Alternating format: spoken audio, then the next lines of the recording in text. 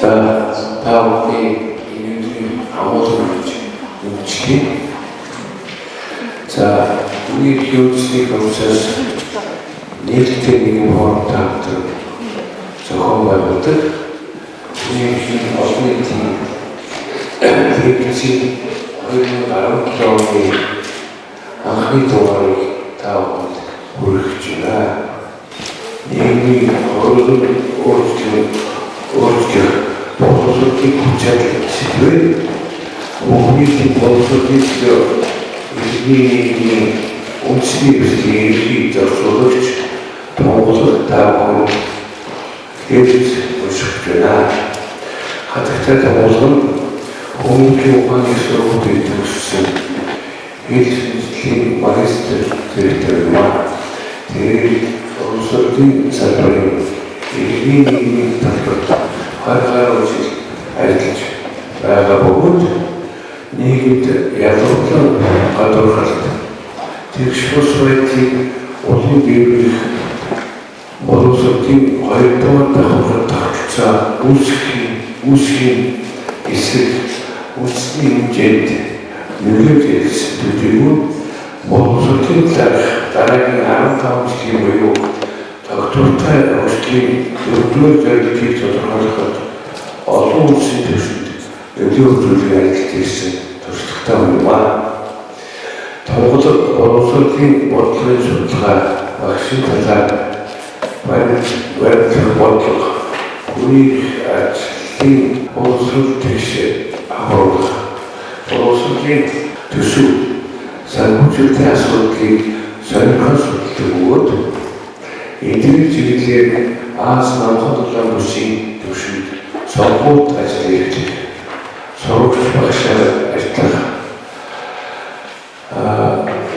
가능한 모습으로 지금까지 특별한 스페이스 도시다고만 목록이 모습 설계 규정화해봐야 어떻게 아스치들 이미 어떤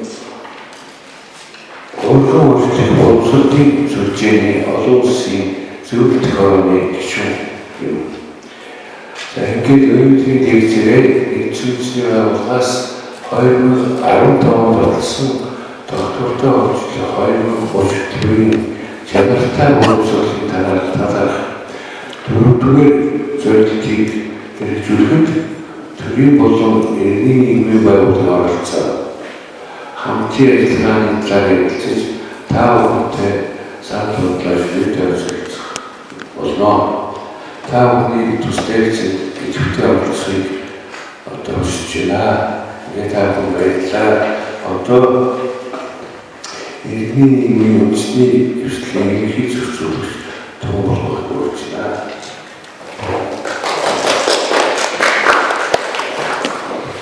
За намайг их сайхан танилцуулсан хүний эрхийн үндэсний комиссийн гишүүн Ганбаяр танд талархж байгаа илэрхийлье.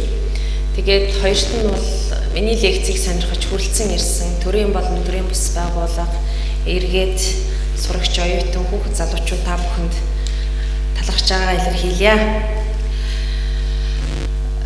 Яагаад намайг танилцуулах нь чухал вэ гэхээр миний энэ удаагийн лекц юугаар онцлог байх вэ гэхээр нэгэн одоо Америкийн сургууль хүмүүжүүлэгч хүний хэлсэн үг гэдэг.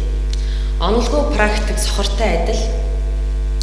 Практикгүй онол хоосон зэрэглээтэй адилхан гэж тэр хүний хэлсэн үг байдаг. Тэгэхээр би бол одоо практик онол хоёрыг хослуулан одоо энэ удаагийн лекцийг уншина гэж бэлдэн ирсэн байгаа. Тэгэхээр та бүхэн дэлгэцэн дээр харж байна. Сая Ганбаяр гишүүний хэлсэн 17 зорилго. Дэлхийд даяараа дараагийн 15 жилд зорж ажиллах 17 зорилгыг манай үндэсний бичиг болох Монгол бичгээр уурж Монгол бичгээр ингээд бичсэн байгаа нь бол англиар бичснээс юм уу кириллээр бичснээс та бүхэн нүдэнд их дулаан хайтайхан харагдаж байгаа гэж бодож байна. Тийм үгүй юу? Харсан энийг урд нь харж ирсэн үү? За тэгвэл энэ бол доктортой урьдчилан 17 зорилго. Тэгэхээр би 17 зорилго болгоныг ярьж амжихгүй. Ганц ганцхан 4-р зурлага буюу маш товчхондоо хэлбэл чанартай боловсролыг дэмжих. Дэлгэрэнгүйгээр явах их олон утга санаатай. Манай иргэний нийгмийн байгууллага бол тэр товчилж хилээд байгааг нь хүртэл шүүмжилж байгаа.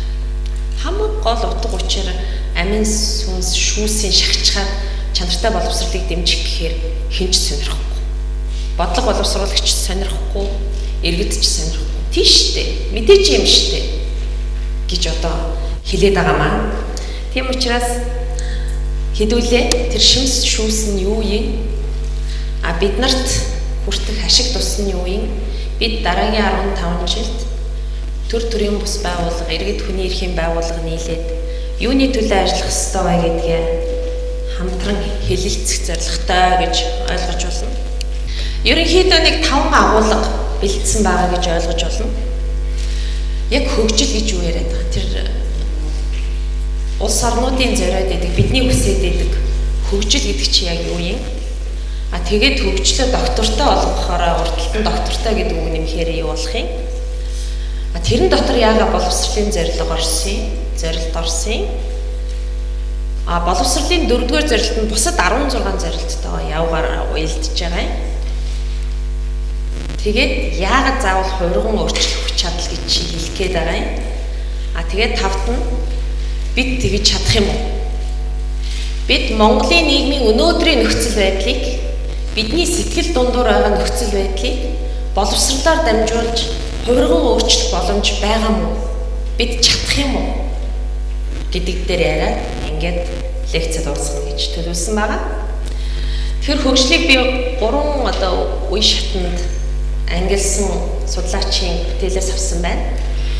45-аас 1960 45 гэдэг бол дэлхийн 2-р дайны дараагаас эхлээд 60 он хүртэл ерөөсөө эдийн засаг хөгжихийг хөгжил гэж ойлгоо. Эдийн засаг нь хөгжиж ивэл тухайн улс орны хөгжиж байгаа юм байна гэж ойлгоё. Гэхдээ эдийн засаг бол тасралтгүй дээшээ заасан сум хэлбэрээр өсөх ёстой. Доошоо орвол муу, жоохон махивал муу, тасралтгүй дээшээ өсөж явах үйл явц. Ингэж л явал улс орн хөгжиж гэнэ гэж ойлгоё гэж. Одоо нийтдээ тохиролцож явсан бол тэр үзэл онол арай өөрчлөгдсөн 80-аад оноос эхлээд хөгжих эрхийн тунхаглал гэж баримт бичгийг бид нар бүгдээрээ Нүүбийн гишүүн орнууд баталсан. Энэ дотор хөгжил гэдэг бол хөгжих гэдэг бол хүний эрх юм а гэж тодорхойлсон. Хүний эрх. Зүгээр хүсэл мөрөөдөл биш. Эрх гэж тодорхойлсон байна. Хоёрт нь хөгжлийн зорилго бол зөвхөн эдийн засгийн өсөлт биш. Нийт хүн ам, ард иргэдийн сайн сайхан байдлыг авчрахыг л хөгжил гэж ойлгоё.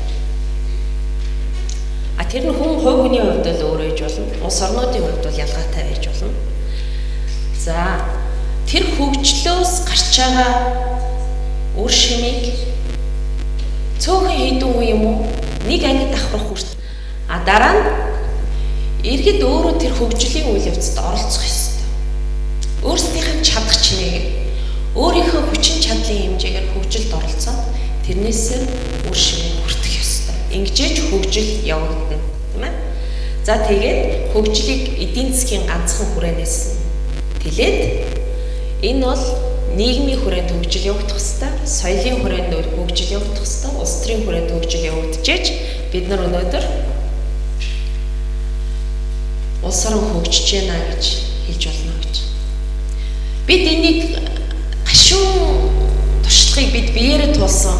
Бид нар хүмүүс сууж 90-ад оноос хойш эдийн засгаа хөгжүүлчихье, зах зээлд орчихье. За дараа нь тэр боловсрал, дараа нь тэр соёл, за дараа нь тэр биеийн тамир улс төр яг үгээ явж исэн чинь өнөөдөр ялангуяа 2005 10 оноос хойш монголчууд эдийн засаг дэлхийд байхгүй 17% өсөд дэш. Тэгээ би яагаад хөгжлийн өршнөөс хүртэхгүй байна? Би яагаад хоцорчвоо? Миний цалин орлого юу болчихвоо? Миний боловсрал мэргэжил юу болов? Миний амьдралын нөхцөл ямар болов гэж өнөөдөр бид нар би өөрсдөөсөө асууж байгаа. Би энэс асууж байгаа. Тэгэхээр энэ дөрвөн одоо үйл явц энэ хөгжил зэрэг явагдах ёстой гэдэг дээр бол за Монголын өнөөгийн бодит дүр зургийг бол энэ зураг харуулж байгаа да баг. энэ зураг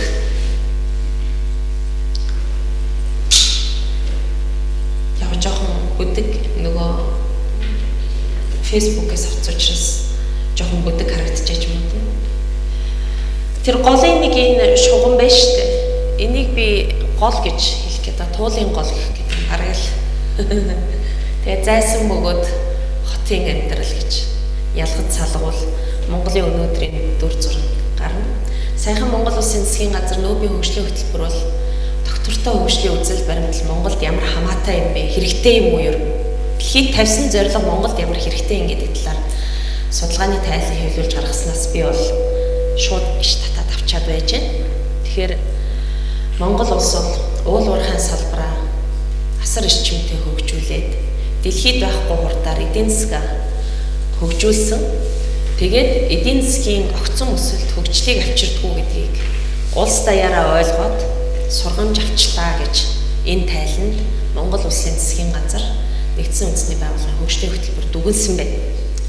Өөрөөр хэлбэл би үгчлэн хэлэх юм бол эрдэс баялгаас хамааралтай аж үйлдвэржилт нь экологийн тэнцвэртэй байдлыг алдагдуулж, байгаль орчны бохирдол, усны хомсдол, газрын доройтол, байгалийн нөөц шавхагдах аюул түргэж байна гэж дүгнсэн байгаа. Монголын нийгэмд хотчлт эрчимтэй явагдсанаар нийгэм соёлын эрс өөрчлөлтүүд гарч өдөр тутмын амьдралын баталгаа алдагдах эд шүтэх үзэл гэж байна. Эд материалыг шүтэх үзэл хөгжиж дэлгэрч байна. Тэгэхээр энээс үүдээд авсан сургамж гэвэл бид Монгол улс эрх тэгш хөгжилд шилжих хэрэгтэй. Энэ эрх тэгш хөгжилд хүрэхийн тулд энэ доктортой хөгжлийн үзэл баримтлалтыг Монгол улсын хурал батлан гаргасан гэж би ойлгож байгаа Монгол улсын иргэний хувьд. Дахиад өөр нэг тайлангаас авсан зүйл яг үүнтэй адилхан бараг дүгнэлттэй байгаа. Хөгжлийн өнөөгийн шатанд уул уурхайн үйлдвэр зохилж байна. Энд хэд хэдэн асуудал тулгамдаад ирлээ тэгэхээр байгалийн баялагийг байгальд нь сөрөг нөлөө багтаагаар яаж олборлох боловсруулах ашиглах вэ? Түүнээс орох орлогоор яаж дотоодын үйлдвэрлэлийг дэмжих зэрэгцээгээр нийгмийн асуудлуудаа яаж шийдвэрлэх вэ? Энэ дотор сурч боловсрохын асуудал орно. Тэгээд байгаль орчноо буцаага нөхөн сэргээх энэ асуудлыг шийдвэрлэх зөв арга замаа эрэлхийлэхийн тулд доктортой хөгжлийн тухай ярихгүй бол болохоо боллоо гэдгийг бол хэлсэн байгаа. За доктортой хөгжлийн тэгвэл саяны 17 зорилго зорилт уу дэлхийд даяараа тавьсан 17 зорилгыг бол 5% үг нь багтаацсан байна. Юуны төлөө ямар зорилго байгаа юм бэ гэж асуул. 5P гэж хэлээд англи дээр тэ арт түмэн хүмүүс сайн сайхан амьдрах ёстой. Гариг дэлхий маань сүнэж, устж, мөхөж болохгүй. Гэхдээ бид нар байрандаа байгаа юм ухрахгүй, урагшаа хөнгөж цэцгэлж явах ёстой. Гариг дэлхий дээр улс оронд арт түмэнд их тайван байх ёстой. Тэхийн тулд бүгдээрээ түншлэх ёстой.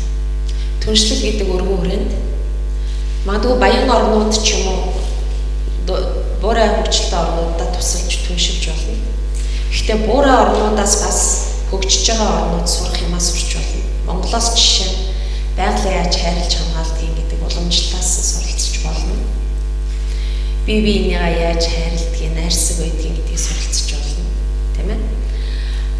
Тэгээ зогсохгүй улс орон дотор түншлэл байх хэрэгтэй. Яагаад төр иргэний нийгэмтэйгээ түншилж болохгүй гэж? Яагаад төр иргэдээ сонсож болохгүй гэж? Хувийн хвшил яагаад иргэдтэй хамтарч болохгүй гэж? Тийм ээ? Гэх мэтлэн.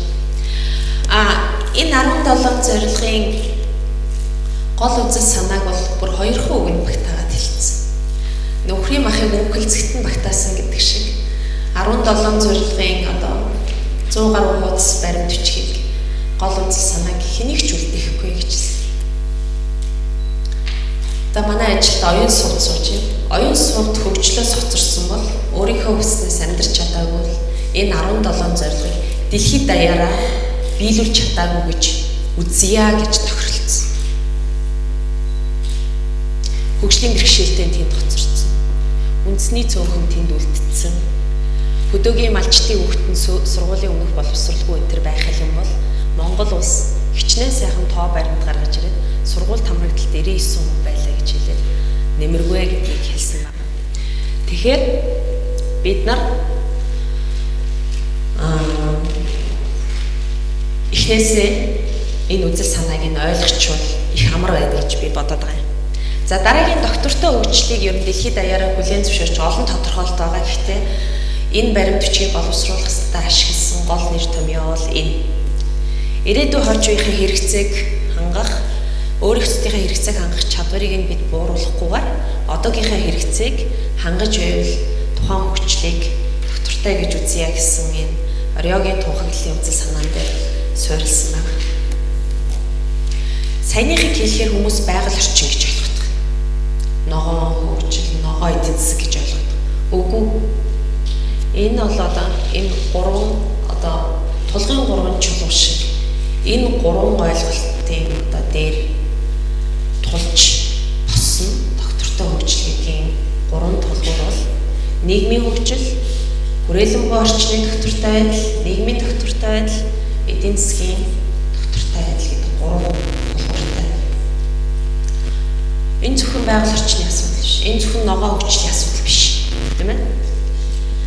За, нийгэм хүрээлэн буй орчны хоёрын хооронд ямар өсөн хүлээлт байна вэ гэхээр хүн амын тоо хит нэмэгдээд хотчил их явагдаад жишээлбэл хүрээлэн буй орчинд халтай болох вэ?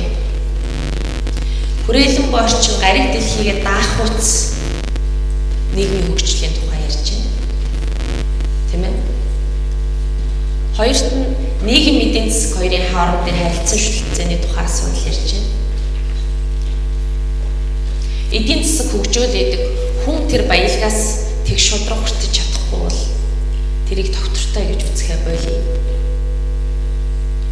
Хүрээлэн буй орчин эдийн засаг хоёрын хоорондох энэ Монголд хамгийн тод байгаа жишээ түрүү хэлцүүлчихээс уул уурхай тийм. Ухаад явчих уу? Нөхөн сэргээх үү? Төлөвлөгөөтэй ашиглах уу? Ухаан эрүүл мэндэд мал аж ахуйдаа газар тариаланда хоргуугаар ашиглах уу гэдэг тухай асуудал. Тэгэхээр энэ бүх шүтэлцээн дээр доктортой хөгжлийг ярьж байгаа шүү. Монголд их өрөөсгөл юм яваад байгаа. Бүрэн эдийн засаг, ногоон эдийн засаг болгоё, ногоон хөгжлийн тухай ярив, байгаль орчны хамгааллын энийг доктортой хөгжил гинэ гэж ярих гэдэг. Нөгөө 17 зорилго бол энэ байна. Монгол улсын их хурл бол яасан гэхээр баталсан. Улсын их хурл 16 оны 19-р тогтоолоороо баталсан гэдэг бол Монгол улс энэ доктортой хөгжлийн зорилгыг биелүүлэхээр санаа шулуудсан юм байна. Зориг шулуудсан юм байна гэж ойлгож болно. Тэрнээс ч тунгалаг нэг гадаадын нэг баримт бичгийг уншичаад энд орчуулад яриад байгаа асуудал биш шүү гэдгийг хэлэх гэж энийг дурдж байгаа. За энэ дотроосоо би бол зөвхөн 4-р зорилгын 17-оос 4-р зорилгыг ярих гэдэг. Төрөний чанартай боловсролыг дэмжих гэдэг чинь махтайгаа булчинтайгаа судастайгаа энэ байна. Бүх хүн гэж байгаа. Бүх хүн. Дэлхийн бүх тэг шамруулсан. Inclusive гэсэн үг. Inclusive гэж ярьж байгаа. Тэг шамруулах боловсрол. Эрхтгш байдлыг хангасан. Equitable. Эрхтгш байдлыг хангасан. Чанартай боловсрол. Боловсрол нь ямар гурван тодорхойлолттой болов? Гурван өөр янз байна. Зөвхөн чанартай биш байх нь ш цаана дахиад хоёр тодорхойлолт байна тийм. Энийг задлж ярих учраас энийг бол баталгаатай гэж. Бүх хүн баталгаатай эдлэн чанартай боловсрол эзэмшнэ. Эрхтгш боловсрол эзэмшнэ. Тэг шамруулсан боловсрол эзэмшнэ. Хоёр дахь нэг том концепц нь дахиад бүх хүн насан туршдаа суралцах боломжоор хангагдсан байна гэж. Та хизээч хаач хэдэн настайдаач ямар ч чиглэлээр сурах гэсэн, ямар ч арга хэлбэрээр сурах гэсэн боломж нь нээлттэй бэлэн байж ах ёстой гэсэн. Тийм ээ. Өнөөдрийн чинь одоо насан туршийн боловсролын үйл явц шүү дээ. Хүний эрх үндэсний комисс нийтийн нийгмийн зохион байгуулж байгаа энэ лекц бол насан туршийн боловсролын нэг хэсэг. Тийм ээ? За. Тэгэхээр энэ дөрвөн концептыг ерөөсөө та нар чийжчиж болно. Тэгэхэд л энэ дөрөвдүгээр зорилтыг ойлгож тэг шамруулах юм байна. Эрх тэгш боловсрол олох юм байна. Тэг чанартай байх юм байна. Бүхэнд насан туршдаа суралцах боломж болсон байна. 15 жилийн дараа. Гэдэг ийм ойлголт. За тэгээд нөгөө дөрвчин дотроо 7 болоо задарчиж. 7. Маш дэлгэрэнгүй. Би та нарт уншихгүй. Та нар ханаас интернетээр хайгаар уншсан унших боломжтой. Зүгээр би утга санааг нь хэлчих. Нэгдүгээрх нь бол ерөөсөө одоо ерөнхий боловсролын тухай гэсэн үг. 12 жилийн үн төлбөргүй бүх хүүхд 12 жилийн боловсролыг үн төлбөргүй бүгд гэхдээ чанартайгаар эзэмшнэ л гэсэн юм байна. Хоёр дахь нь бол ерөнхийдөө бага насны хүүхдийн хөгжил буюу сургуулийн өмнөх боловсрол одоо энэ тухай чанартай тэр нь хүртээмжтэй байх асуудал. Гурав дахь нь болохоор мэрэгжлийн болон дээд боловсрол, мэрэгжлийн техникийн дээд боловсролын тухай асуудал. За энэ юу хэлж байгаа вэ гэхээр төлбөрийн төлөөд суралцах боломжтой боловсролын тухай хэлж байгаа. Дааж давшгүй төлбөртэй ихтэйд бол дээд боловсролын тухай асуудал биш шүү.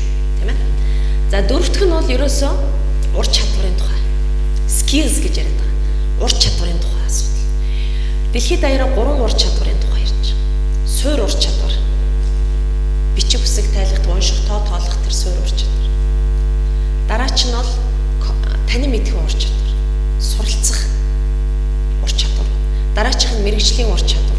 Дараачих нь нийгэм сэтгэл зүйн зөөлөн ажил хөдөлмөр эрхлэхэд одоо амьдрахад хэрэгтэй ур чадваруудын тухай ярьж байгаа. Тэгээ энэ ур чадвар. Тав дахь нь болохоор нөгөө эрх тэгшээчийн тухай хэлж байгаа. Боловсрал эрх тэгш байх гэж юу юм бэ? Тэр зорилтыг тавьсан.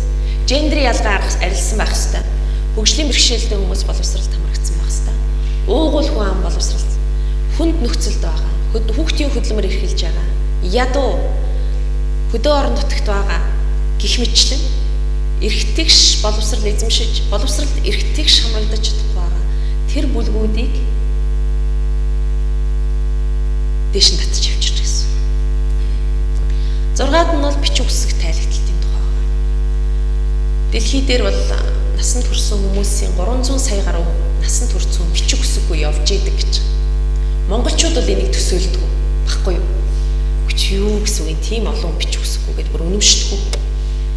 Монгол саяхан бол саяхны хүртэл 80 онд бол Монгол улс ЮНЕСКОгийн шагнал хүртчихсэн. Хүн амаа бараг 100 бичиг үсэгт тайлсан улс.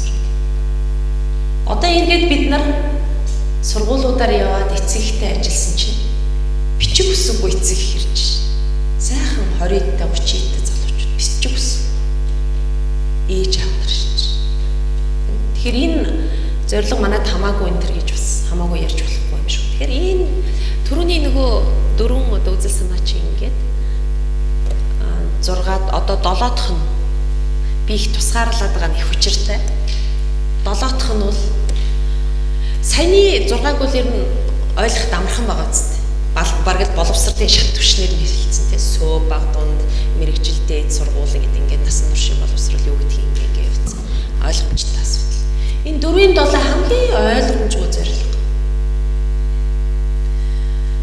Энэ оны өнгөрсөн оны сүүлээр ЮНЕСКО нэгдсэн үндэсний байгууллагын боловсрол соёлын шинжилгээний байгууллага бол Аз мөн далайн бүсд хурал хийсэн.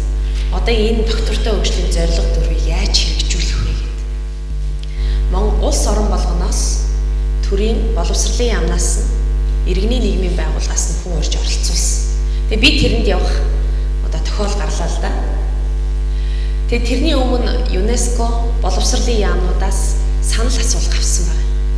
За та нарын доктортой хөгжлийн зорилго дөрвийг хэрэгжүүлэхэд бэлэн байна уу? Юу дутагджээ? Ямар саад бэрхшээл вэ? ЮНЕСКОгийн зүгээс ямар дэмжлэг хэрэгтэй вэ? Нэг санал асуулга авсан чинь. Эхний 6 бол асуудалгүй гэсэн байна. Чадна хийн, мэдж байгаа, ойлгож байгаа. Энэ 7-г яах вэ? Ойлгохгүй. Нэгдүгээрт ойлгохгүй. Хоёрдугаарт яаж хэрэгжүүлэхээ мэдэхгүй байна. Тэгээ энэ юу нь ямар хэрэгтэй юм гэжсэн. Тэгэхээр өнөөдөр би энэ зорилго ямар хэрэгтэй, юу юм, яагаад энийг оруулсан гэдэг юмыг одоо ярих гэдэг юм л да. Ер нь бол нууцаа дэлгэхэд, хар хайрцагны бодлогоо дэлгэхэд, тийм ээ? За. Харъя. Энэ манай иргэний нийгмийнхэн байна. Төрийн байгууллагынхан байна, оюутан сурагчид байна. Өөрийнхөө нөхцөлд бодно. Одоо миний одоо дурдах боловсролыг та аль шатны боловсролд ямар байдлаар олж авч ирсэн бэ, сонсч ирсэн бэ гэдгийг эргцүүлж бодох юм. Дэх үү? За. Доктортой амьдралын хэв маягийн тухай боловсрол авч ирснүүд нь гараа өргөе. Доктортой амьдралын хэв маяг, лайфстайл, амьдралын хэв маяг доктортой байх тухай. Гараа өргөе. Гараа өргөе. За. Нэг хүн байна. За, хүний эрхийн боловсрол эзэмшиж ямар нэг байдлаар суралцж байсан нь сургалт семинарт сурчсан. Би бол боловсролыг их өргөн хүрээнд, амьдралын өргөн хүрээнд үзэж байгаа шүү. Амьдрал шиг бас их гүнзгий хүрээнд үзэж байгаа шүү. Өөрөөр хэлбэл заавал нөгөө алтан боловсролын 4 ханны хүрээнд биш, хэвлэл мэдээлэлээр, сургалт семинараар одоо өөрөө уншаад энэ төр гэх мэтлэн аав ээжээсээ сонсоод гэх мэтлэх өргөн хүрээнд ярьж байгаа шүү. Тэгэхээр хүний эрх их заа гараа өргөе. Хүний эрхийн үндэсний комисс маш сайн ажилт юм байна. Баяр гэх шүүнэ. Хүний эрхийн боловсрол авсан байна загварч. За, гендрийн тэгш эрхийн боловсрол авсан хүмүүс нь гараа өргөе. За, гендрийн үндэсний хороо бол бас ажиллаа туйлын гайгүй 50% хийж байгаа юм байна. За, хүчирхийлэхгүй.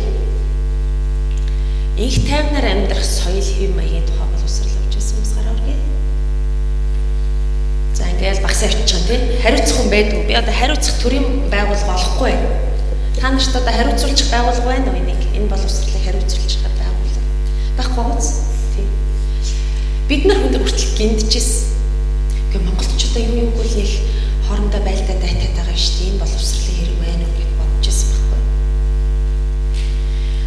Тэгтэл үеийнхний дарамт хүчирхийлэл, гэр бүлийн хүчирхийлэл, бэлгийн дарамт, одоо цэрэгт байдаг, дэглэлт гэл хүчрхийл байгаа юм шиг байх юм. Хүчрхийлгүй их сайхан ингээтэй үлдсэн юм. Үгүй тийм. Тэгэхээр за энэ асуудал. Дэлхийн иргэний боловсрол гэдэг юм сонсож авчихсан юм байна. Дэлхийн иргэн болох гэж. За нэг хүн ойрд манайх бас нэг энэ чиглэлээр жоохон юм яриад хийгээд байгаа. Тэр нь тамаргцсан хүмүүс байж байна. Соёлын ялгаатай байдлын тухай. Яаж энийг бүлээн зөвшөөрөх вэ? Яаж харилцаа ойлголцож хамтран амьдрах вэ? Өөр соёлтой хүмүүс байхгүй. Одоо Facebook дээр бичиж байгаа комментэр ч мэдээд байгаа байхгүй би. Байхгүй гэж хэлээд байгаа байхгүй. Казак үндэстний тухай мэдэх ёстой 15 зүйл гэж гарангуутна. Үхэж далдар бол таарна, Казахстан руугаа явбал таарна гэж нэвчээд хэлж байгаа байхгүй. Тэгэхээр тэр боловсрол дутагдaltaй байгаа нь бол одоо илтгэл байгаа л да тийм. За. Тэгэхээр энэ 4-ийн 7 дугаар зэрлэг аягүй сонин зэрлэг байгаа биз. Тийм үү? Тэгэхээр энэ зэрлэгтийн тухай яар. Одоо яах вэ нэг гэдэг тухай яар. Энэ юу юм, хинт хэрэгтэй тухай ярих юм тийм. Тэгэхээр гэх мэтчлэн доктортой хөгжлийг түрүүний бидний хүсэж байгаа тэр сайхан доктортой хөгжлийг чинь энэ боловсролуудаар дамжуулж болгоно шүү. Мэдлэгийн болгон, ур чадварын болгон, хандлагын доктор гэж хэлж байна. Тийм ээ. За. Арга замын зааж өгсөн. Энэ нэг чухал биш. Гэхдээ та нар уншиж чинь үз. Товчхондоо хэлэх юм бол саяны 7 зорилтод хүрэхэд 3 арга замыг дэлхийд даяараа санал нэгдсэн. Эхнийх нь маш чухал. Ач холбогдолгүй гэж бас би түрүүн буруу хэлчих шүү. Маш чухал. Альва боловсрол сургалт явагдаж байгаа орчин хүчирхийлэлгүй суралцагчдаа ээлтэй аюулгүй байх ёстой гэдэг. Барилга байшингаас эхлээд харилцаа сургалтын үйл явцын дунд одоо боловсрол сургалтын харилцаа гэдэг чинь хүн хоорондын харилцаа байна шүү дээ. Тэгэхээр тэр харилцааг хүчирхийлгүй аюулгүй тэгээд тэг шамруулж бүгдийг оролцуулж үрсэн. Тэгээ үр дүн гаргасан байх хэвээр. Хоёрт нь бол энэ сургалтын тэтгэлгийн тухай асуудал. Гурав дахь нь бол багш нарын тухай асуудал. Чанартай багш, ёс зүйтэй багш, сайтар бэлтгэгдсэн багшгүйгээр өнөөдөр та нар битгий чанартай боловсролыг мөрөөд гэж хэлсэн. Шууд. Багштай анхаарахгүйгээр, багшаа сайн бэлтгэхгүйгээр, багштай ажлын байран дээр нь дэмжлэг үзүүлж мэргэжилтэд дэвшлүүлэхгүйгээр, багшийнхаа нэр хүндийг нийгэмд өргөхгүйгээр та нар монголчууд битгий боловсрлаа чанартай болно гэж мөрөөдөө гэж хэлсэн. За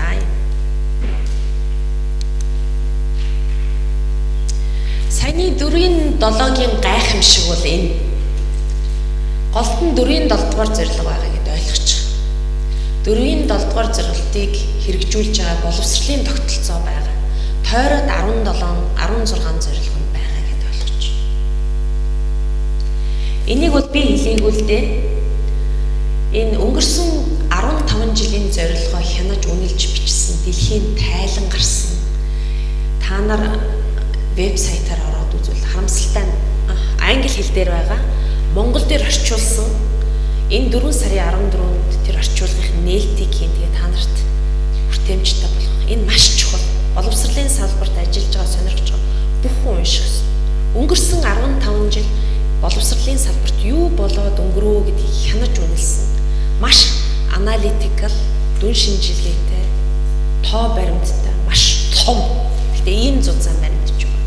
Тэгэхээр энэ баримт бичигт юу гэж хэлсэн бэ гэхээр 4-7 буюу саяны тэр олон өхрийн бүр шиг зорилт бол яг энэ доктортой хөгжлийн зорилгын алсын харааг агуулж байгаа зорилго шүү. Дэлхийн ертөнц ямар болох гээд байгааг агуулж байгаа зорилго. Тийм ээ? Манай боловсролын салбарын ач холбогдлыг дүгийлгсэн. Энэ 17 зорилгод хүрэхэд боловсрал ямар үүрэг ач холбогдолтой юм бэ гэдгийг дүгийлгсэн. За өнөөдрийн миний илтгэлийн гол үзэл санаа. Дэлхийг хувиран өөрчлөх тэр үзэл санаа вишн гэж хэлээд байгаа. Дэлхийг хувиран өөрчлөх үзэл санааг нь багтаасан. За бүр багасгаад үзвэл Монголын нийгмийг өөрчлөн хувьсгах үзэл санааг агуулсан.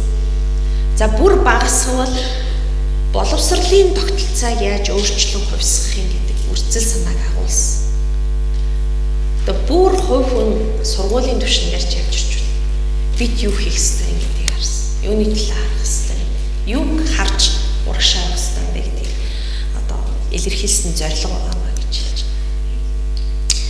Тэгвэл энэ нэг хувирган өөрчлөх гэж тунгаа юу яриад байна гэдэг асуулт 109-аар гарна тий. Дэлхийг хувирган өөрчлөлт гэн, Монголыг хувирган өөрчлөлт гэн, одоо боловсролын тогтолцоог хувирган өөрчлөлт гэдэг байгаа юм чинь. Хувирган өөрчлөх гэдэг үгийнхаа утгыг тайлбарлаач гэж хэлж байна. Би хэд хэдэн одоо тайлбарт англи монгол тал харлаа л да. Би хүүхэд байхдаа бол трансформатор гэж мэдхий. Тийм ээ? Юу вэ трансформатор гэж? Годомжинд байж идэв. Энд хүрвэл үхнэ гэдэг байгаа шүү дээ. Бид нарыг нэг тэгж айлгадаг байсан да. Бидний үеийнх юм байна. Хүчлийг хувьсгадаг тийм ээ? Маш өндөр одоо юу гэдэг юутэй гэдэг юм дэ давтамжтай юм хүчлийг авчирч хаад айл руу 240 120 вольт болгож явуулж байгааг нь одоо трансформатор гэж хэлээд байгаа шүү дээ. Би тэр утгаараа илүү төхөө юм гэж бодоод байна. За тэгэхээр юу гэж тодорхойлсон бэ? Бүрэн дүрээ өөрчилч юу? Хагас сугас өөрчилт биш. Багш нарын өөрчилж хаяад эсвэл нэг багш нарт компьютер авч өгөөд эсвэл ангид нь смарт борд тавиал тий ингээд орхих гэсэн асуудал. Бүрэн дүрэн гэхдээ томоохон хэмжээний өөрчлөлтийг бол хувьсган өөрчлөлт гэж хэлнэ гэж хэлж байна. Дараагийн нэг бизнесийн одоо тал дээр бол юу гэж хэлсэн бэ? Яг байгууллагын хувьд аваад үзэх юм бол манайх бол сургуулийн тэрийн хувьд аваад үзэх юм. Тэр байгууллагын бүр чиглэлийг өөрчлөнө гэж шүү дээ. Сургуулийн бүр ингээд боловсролын байгууллагын чиглэл өөрчлөгдөнө гэж шүү. Тийм ээ? Дээрээс нь үр дүнгийн шал өөр түвшинд гарах тухай асуудал. Тэгээ бүр гүн гүнзгий косметик өөрчлөлт биш. Ингээл уруулан будаал хөмсгөөд тодцож зурах тийм өөрчлөлт биш. Суур өөрчлөлт гэж хэлж байна. Оксфордын тойл дээр бас арай дахиад тодорхойлсон. Хэлбэр гаднах хэлбэр төрх өөрчлөгдөхөөс гадна дотоод мөн чанарын өөрчлөлт хийсэн гэж. Тийм ээ. Кембриж бол дахиад нэг санаа нэмсэн нь юу гэхээр өөрчлөгдөхдөө муу болж өөрчлөгдөхгүй.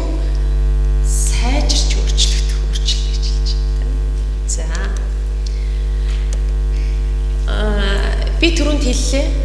Нөгөө ЮНЕСКО-с зохион байгуулсан энэ доктортой хөгжлийн зорилго 4-ийн тухай хурал дээр бол нөгөө саяны 4-7 бүр ингэж олон задлж ирсэн. За дэлхийн иргэншлийн боловсролыг бид мэдж байгаа, доктортой хөгжлийг мэдж байгаа, соёл хоорондыг мэдж байгаа, доктортой хэрэглээ амьдрах юм аяыг мэдж байгаа, их тайван хүчирхийлэл, хүний эрх хэмжээнд дахиад юу нэмэгдээд ирсэн бэ? Бэлгийн зохиц боловсрол гинэ. Монгол улсын ерөнхийлөгч сая их хурлын нийлтэн дээр үг хэлсэн. Монголын нийгэмд хоёр том асуудал байна гэсэн. Тийм үү? Юу вэ?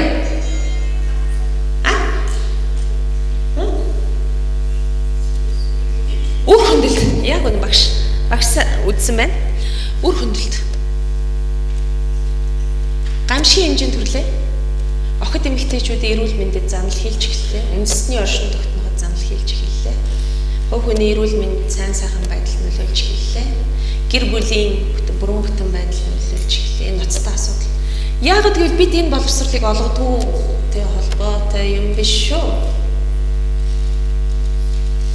Манай боловсролын тогтолцоо энэгээрс хүлээж авахгүй байгаа. Бид саяхан энэ 4-7 дугаар зорилгоор симпозиум хийсэн л дээ. Насаараа боловсролын салбарт ажиллаад, бүр багш бэлтгэдэг сургуульд ажиллаад гарсан доктор хүн одоо бүр нөгөө секс бэлгийн харьцааг ангид заахын дутажтэй та нар гэж загинсан бид нар.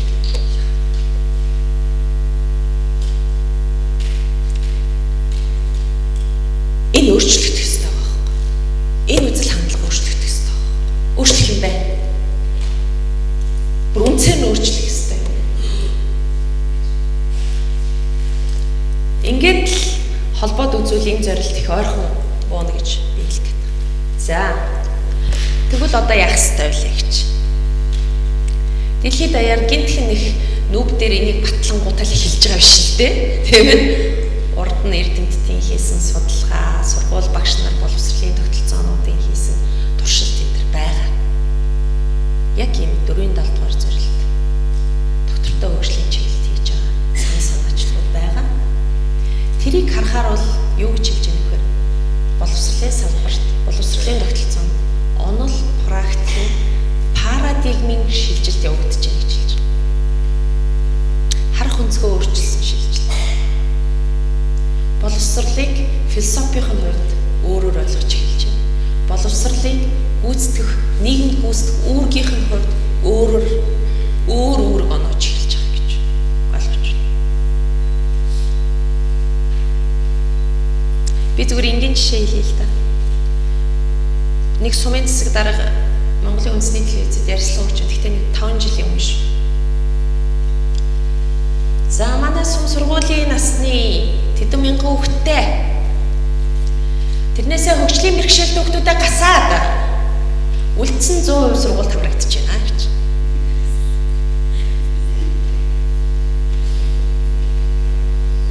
Ойрхны жишээ хэлье. 29-р сургууль амаараа яриа сурагч ба шүү дээ.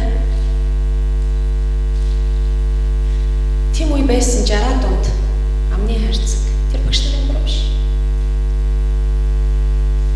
60 дунд тэгж сургаж ирсэн баг. Сургалтын арга тийм байсан. Годо хэдэн оби. Юм өөрчлөхгүй юу, хувьсахгүй юу те? Би дараад эндүү хувьсахгүй байгаа юм шүү. Би дараад эндүү өөрчлөгдөхгүй байгаа юм шүү. За. Тэгэхээр яагаад тэгвэл энэ өөрчлөлт гараад эхэлвэ гэхээр нөгөө л би 4 хүрээгээ ярих гэж байна. Нийгэм, улс төр, соёл, эдийн засаг, байгаль орчны хүрээнд дэлхийд асар олон асуудлууд тулгамдаад шийдлээ хүлээгээд байж байна. Утаа. Тэг хичнээн ядуурал. Тэ? Гэх мэт. Тэгэд одоо энийг хэн шийдэх вүлээ? Хонь уу, ямаа юу? Тэнэ юу? Ширээ сандал шийдвэрлэх хүн шийдвэрлэн шүү дээ. Тэр хүн чинь тэгвэл энэ асуудлуудыг шийдвэрлэх бэлэн биш байгаа юм шүү. Бид айгүй ингээл ухаантай төрдөө сонгоод байгаа шүү дээ. Тэд маань шийдэж чадахгүй одоо өнөөдрийг хүрлээ. Тэгэл жигсаал цуглаа хөдөлгөөн болоод айжлаа. Тийм ээ. Тэм учраас энэ бол бидний өнөөдөр авч байгаа боловсралтай холбоотой юм биш. Тэр асуудлыг шийдвэрлэх дайны хүнд одоо боловсралтай хүн юм, ур чадвартай, хандлагатай хүн гарахгүй байгаа юм шүү. Би ганцхан шийдлийг хараад байгаа бол нийгэмд асар аюултай шийдэл. Утаанаас цухтаад зайсан руу нүч. Утаанаас нуугдаад халуун оронд очиж амьдарч. Чанар муутай улсын сургуулиас цухтаад хувийн сургууль байгуулад очиж. Үйлчлэгээ муутай эмнэлгээс хувийн эмнэлэг байгуулад юм Солонгост очиод эмчлүүлж. Энийн үр дүн өнөөдөр юу вэ? Хэлэх юм байна. Юу вэ? Үр дүн. Шийдэл биш. Шийдэлгүй тухайн хүмүүсийн хувьд шийдэл шүү дээ, тийм ээ. Гэтэ юуны шийдэл вэ? Тэр ямар шийдэл вэ? Хэлэх юм байна. Хувьсан за энэ үгэд шууд хэлж хувьсан өөрчлөх шийдэл лав биш вэ? За ямар шийдэл вэ? Хувь хүний төвшний шийдэл. Тийм үү? Хувь өөрийнхөө асуудлыг шийдэж шээ. Тэгээд тэр шийдэлт нь юу нөлөөлж байна? Хөрөнгө мөнгө бил чинээш тийм үстэй. Үгүй би ч гэсэн одоо бас гадагш яваад ухмээргүй л байна шүү дээ. Гадаад яваад эмчлүүлчмээр л шүү дээ. Надад юу байхгүй? Тэр бил бинчин байхгүй шүү дээ. Тэгээ энэ нийгэм ингээ хоёр хуваагдах юм. Чаддаг нэг хэсэг нь асуудал байна шүү дээ. Өөрөө шийдэрвчдэг. Нийгмийн асуудал нь хэмээр үлддэг гэдгийг л тухайн ярих гэдэг. Тэгээ нийгмээр шийдээ л да. Нийгмээр ингээл чанартай боловсрал, нийгмээр чанартай эрүүл мэндийн үйлчилгээ, нийгмээр л утаагүй амьдрамаар байна шүү дээ. Тийм үстэй. За тэгээд би сая ярьчлаа. Тэр тэгш бус байдал. Энэ бол тэгш бус байдал. Нийгэмд гүнзгийрч байгаа гэх. Хэлээд байгаа шудраг бус. Та нарын энэ дотор мэдрэгдээд байна уу? Энд шудраг бус шүү дээ. Муухай шүү. Ингээд хтай адил, тий? Гэдгийг мэдрэгдээд байгаа шүү дээ. Тэгэхээр шудраг бус байдал. Тэгвэл саяны 4-7-гийн асуудал. Ганцхан гэхдээ би 4-7 гэж хэлэхгүй л дээ. 4-1-ээс 6 дугаар зорилтуудын төлөө ажиллах юм бол энэ асуудлуудыг шийдвэрлэх чигт хандна гэдгийг хэлээд байгаа. За би философиг нь айгүй философч бишээр тайлбарласан шүү. Уучлаарай. Уншиж судлах хүмүүс нь өөрснөө уншиж судлаарай. Яг л би социализмын үеийн философийн боловсралтай. Москвад би МГУ гэдэг Москвагийн их сургуулийн философийн багшаар философи заалгасан. Тэгээд сураагүй, үнэ хэлий, сайн сураагүй тийм. Тэр үед тэгээд арай өөрөөр заасан шиг байгаа юм тийм. Тэр тухай одоо ярина. Юу заасан, яагаад өөрөөр заасан тухай марксист, ленинист философи заалгасан чинь би одоогийн энэ асуудлыг амар философиээс ярьж чадахгүй юм л да. Дахиад нэг асуудал бол боловсролын үүрэг, энэ нийгэмд гүйцэтгэх үүрэг зорилгын тухай асуудал. Нөгөө эдийн засгийн өсөлтийн төлөө явж исэн тэрийг хөгжил гэд харж байсан улсууд чинь боловсролыг хэрэгсэл гэд ойлгочихсон. Эдийн засгийн хөгжилд хүрэх хэрэгсэл гэд зорилгын тодорхойлолт тутсан. Ерөөсөө бүх шатны боловсрол бөгөөд дээд боловсрол бол яах вэ гэхээр мэрэгчлэлтэй боловсон хүчин эдийн засгийн хөгжилд хувь нэмэр оруулах хүнийг л бэлдээ гэж тутсан. Таны мэдхүн ур чадварууд сургаал нөгөө олон би түрүүний жоохон 3-4 бүлэг ур чадварын тухай ярьсан шүү дээ. 3-ыг хаяад ч юм уу тийм ээ. 2-ыг хаяад ч юм уу. Танин мэдхүн болох мэрэгжил техникийн ур чадварууд сургаад ингэж явчих. Тэгэхээр бид нар өнөөдөр ямарыг хүсэж байгаа юм бэ? Боловсрал ямар зорилготой байг гэж хүсэж байна. Энэ бол миний өнцөг, уучлаарай. Иргэний нийгмийн өнцөг шүү. Тэрнээс дэлхийд ганцхан байгаа үнэн өнцөг биш. Гэхдээ миний энэ өнцөг саяны тэр доктортой өвчлөлийн зорилгын өнцөгтэй нийлээд байгаа учраас би өнөөдөр олон хүний өмнө ярьж байгаа. Бас ганцаараа бодоод болцсон онол болгоод бас жоох хэцүүлтэй тийм. Тэгэхээр энэ бол хувь хүн ер нь өөрөө ямар потенциал, ямар савтай төрсөн, ямар давуу талтай төрсөн тэрийгээл нэг тултал нь хөгжөөл бүрэн дүүрэн нээгээд гарахыг боловсрчлаа гэж үзье гэж. Нэг юм үзхийг та нарт би санал болгож байна.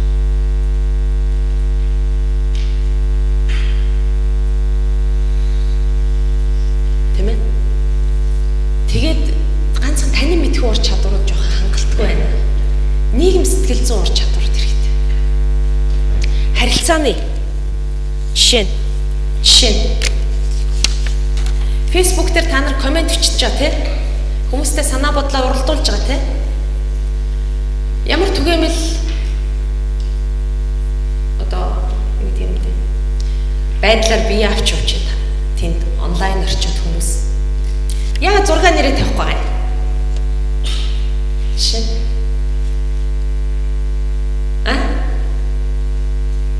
За бодорой. Ярьж байгаа сэдвээс өөр юм ярьдгүй. Нөгөө хүн рүү гинтх ороо явчихдаг. Өө чи юм уу өстө нэрээ. Гей мэс чи тийм юм гэж бичиж эхэлдэг тийм. Чи нөгөө боловсрал ярьж байгаа шүү дээ. Шалгуур. Өшөө юу ярьдаг вэ?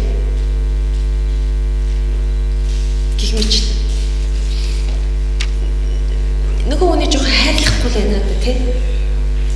Чи гаж мэж энэ гэж хэлж байгаа ч одоо хүндэтгэхгүй, хайрлахгүй тийм. Тэгэхээр бид нар нийгэм сэтгэл зүйн ур чадваруудад бас сурах хэрэгтэй юм байна гэсэн ийм одоо үнцгийг бид нар та нарт хэлээд байгаа. Тэгснээр яах гээд байгаа юм? Тийм үү? Тэгэхээр нийгэм яаж өөрчлөгдөх юм? Гэвэл илүү шударга, илүү тайван, бие биенийгаа ялгаатай байдлаар нь одоо доромжилдог, гутаадаг, үзэн яддаг, алдаг, хяддаг биш, хүлцэн дэвчдэг, бүгдийг оролцохыг зөвшөөрдөг, боломж олгодог, дэмждэг, хөхүүлдэг, тийм. Тэгээ аюулгүй, биеиндээ аюулгүй, доктортой. Энэ нийгэм, ийм нийгэм болгож өнөөдрийн Монголын нийгмийг хувиргаан өөрчлөх санал төвшүүлж байна. Нөхдөө санал юу вэ? Өөр саналтай юм байна. Өнөөдрийн нийгэм өшөө бүр ямар болгомоор байна?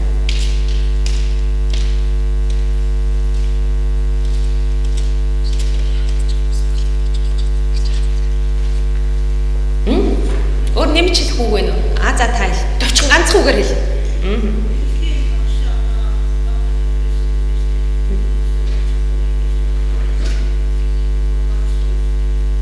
Та яг боловсролын салбараар явуулчихлаа тийм. Зүйтэй. Тэгжил хувиргаа өөрчлөлмөр байна тийм ээ. За. Та нар санаа бодлоо сүүлд нь асууж болно. Би ганцхан цаг лекц уншин. Тэгээд та нар дараа нь чөлөөтэй хоорондоо биенээс асууж болно. Надаас асуулт болно гэх. За жоохон гүнзгийрээ. Сая бол айгу амархан юм хэм хүн болгоны мэддэг юм хэлчих шиг боллоо шүү. Тийш шударга нэг үсэл байгаа шүү. Аюулгүй нэг үсэл байгаа шүү. Тэгвэл одоо жоохон гүнзгийрээ боловсролын тогтолцоор одоо байгаа эрх мэдлийн тогтолцоонд нь нийгэмшүүлж орхив.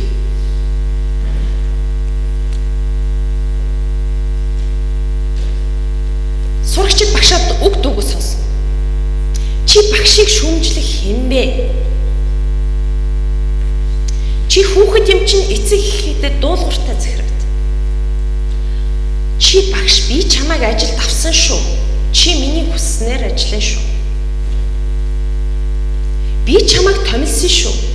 Чи миний үүрэг даалгаврыг яагаад биелүүлэхгүй? Яагаад дарга нарыг ирэхэд хүүхдүүдээ гадарч агсаахгүй? Гэдэг энэ хайрцаг уламжлуулах уу, өөрчлөх үү? Өөрчлөх цаг өнөөдөр болсон уугүй юм гэдэг тухай асуудал. Хүүхдүүд энэ оюутан сурагчид энд шүүмжлэлтэй хандгалтай.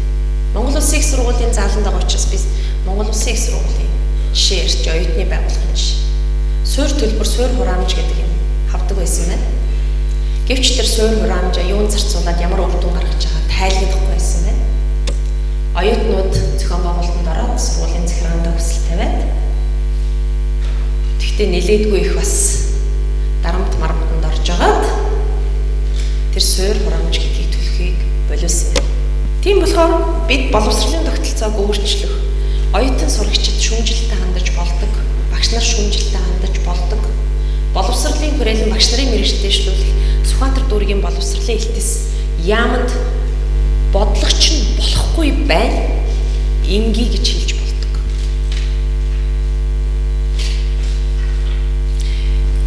Тэгэх хүнд хэрэгтэй вэ? Хүнд ашигтай вэ? Бодлого нь зөв болоод явах хүнд ашигтай вэ? Хүнд биднэрт ашигтай шүү. Бидний бүгдээрэнд нь ашигтай шүү. Тийм биз дээ. Бага тогтолцоогоо системээ сурах хүчгээ хөтөлбөрөөр сайжруулад явах, багш нараа сайжруулаад чадваржуулаад явах хүнд ашигтай. Тэгээ бид нар яагаад ингэдэггүй юм? Тэр чинь сурагч байхаас нь төрөөд гэр бүлдээ хүүхэд байхаас нь эхлээ бид нар зөвшөөрөхгүй ш. Тийм ээ хүүхэд. Тэгье гэх юм. Окей тэгнэ гэж чир явчихна. Тэ? За. Тэгтээ зөвхөн шүүмжлээд биш, гар бие оролцох, тэ хувь нэмрээ оруулдаг ийм иргэний тухай. Энэ 6 настай биш. Гэхдээ хүмүүс ингээд эвлүүлээд зураг авчихсан байл. Гэхдээ би энийг 6 настай хүүхэд гэж бодож байна. Та нарыг тэгж төсөөлөөсэй гэж бодож байна. Энэ хүүхдийг та нар ингээд бодож байгаа. Ингээд бодож байгаа. Хичээлд явсан. Дааш давшгүй даалгавартай болсон. Хичээл тараад ээжийнхээ ажил дээр цуг байсан. Даалгавраа хийх боломж байгаагүй. Орой ээжтэйгээ цуг 7 цагт гэртээ даалгавраа хийсэн. Тэгсэн цаг үед ийм болсон. Эсвэл бүр ингэж ойлгож байна. Дотор байранд ээж аваасаа салаад ирсэн. 6 настай өшөө 3 хүүхэдтэй цугныг өрөөндөө гэж. Тэнд даалгавраа хийж. Би сая боловсролын бодлогын тухай ярьсан. 6 настай хүүхдийг сургуульд сургах бодлогыг хэн хийж байна? За яг бид нар бол одоо ингээл зөвгөл мөгөл хотод бол учраа олж гэнэ үү? Одоо хамгаалахад дүүрчтэй. 6 настай хүүхдийг малчны гэрээс ээжийнх нь өрөөс аваад дотор байранд хийх тэр харгас шийдвэрийг хэн гаргасан бэ? Тийм бодлогыг хэн хэрэгжүүлж байна? Яагаад бид нар дуугүй байж байна? Яагаад бид нар тэрийг засахгүй байна? Энэ өчигдөрхөн би Facebook-аас портал сайт мэдээний сайтаас нэг залуугийн одоо өгсөн ярилцлагыг харлаа л да. Энэ залуу бол хэн бэ гэхээр Монголын хүний нөөцийн салбарт зохицуулжлгээ бий болгож байгаа Монгол консалтинг сервис компани гүйцэтгэх захирал Чавхлан гинэ. Өмнө нь Монголын ажил олгогчдыг ажилтнуудтай уулзуулдаг хамгийн том сүлжээ бизнес нэтворкийг удирдах гэсэн юм бизнес залуу байна л да. Тэгээ энэ залуугаас ярилцлага авсан чинь хамгийн ихний асуулт нь юу вэ? Байгалийн соёлыг судлахтай гэж байна. Компанид чинь дараах зүйл ажиглагдаж байсан уу? Ажилтныг бэлгийн харьцаанд урайлан дуудаж үдсэн үйлдэл үг хэллэг бие эрхтнийхэн талаар дүйлгсэн онцсон гэрээ ярьж байгаа юм байсан. Тэ? Тэс саяхан манай нэг гишүүн байгууллага боловсролын сайтаа уулзаад бэлгийн дарамтын асуудлыг шийдвэрлэе боловсролын тогтолцоонд. Ялангуяа ихтэй сургууль дээр бэлгийн дарамтын асуудлыг шийдвэрлэе гэдээ ярьсан байна л да. Тэгсэн чинь манай яамны газар хэлцээний дарга тэгсэн. Та нар битгий ингээ өдөөгөө зааж өгөөдэй л та. Энэ иргэний нийгмийн байгууллага ингээл Монголын нэг байхгүй юмыг гаргаж ирээл заагаал хүмүүст ингээл бүр дэлгэрүүлээд байх юм гэсэн. Би боловсролын тогтолцооны гадна ш би дотор нь байгаа гэж өөрийгөө ойлгож байгаа. Тэгвэл би өөрөө багш хүн дунд сургууль багшилж байсан. Би багш боловсролын салбарын үйлдвэрчний хэмжээнд 13 жил ажилласан. Дахиад одоо боловсролын иргэний нийгэмд хөгжүүлэх 6 жил ажиллаж. Би та нар гэж чив бид нар ийм байна. бид нар хувиран өөрчлөгдөх хэрэгтэй биш гэж үү? Гадны ертөнц ийм болчиход байна шүү. Гадны ертөнц гэдэг нь би одоо Монголын нийгэм дотор л ярьж байна л. Тэ энэ залуу ганцхан юм биш л дээ. Тэг ямар ярьцлах гэсэн бэ гэвэл би нэг ганц хоёр жишээ хэлье л да. Ямар компанид ажиллахыг хүсдэг вэ гэдэг судалгааг дэлхийд даяар хийсэн юм л да хүмүүсээс. Та яг ямар компанид ажиллах вэ гэсэн чинь хоёрхан юм дээр хүмүүс санал нэгдсэн юм байна. Ихийнх нь нэгдүгээрт нь бол тухайн компанид ажиллаж байгаа би өөрөө хөгжиж дэвших боломжтой.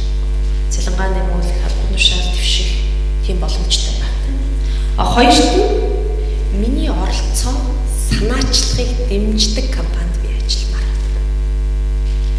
Тэгэхэд миний түрүүний ярьсан жишээгээр боловсролын тогтолцоо эсэргээрээ багц.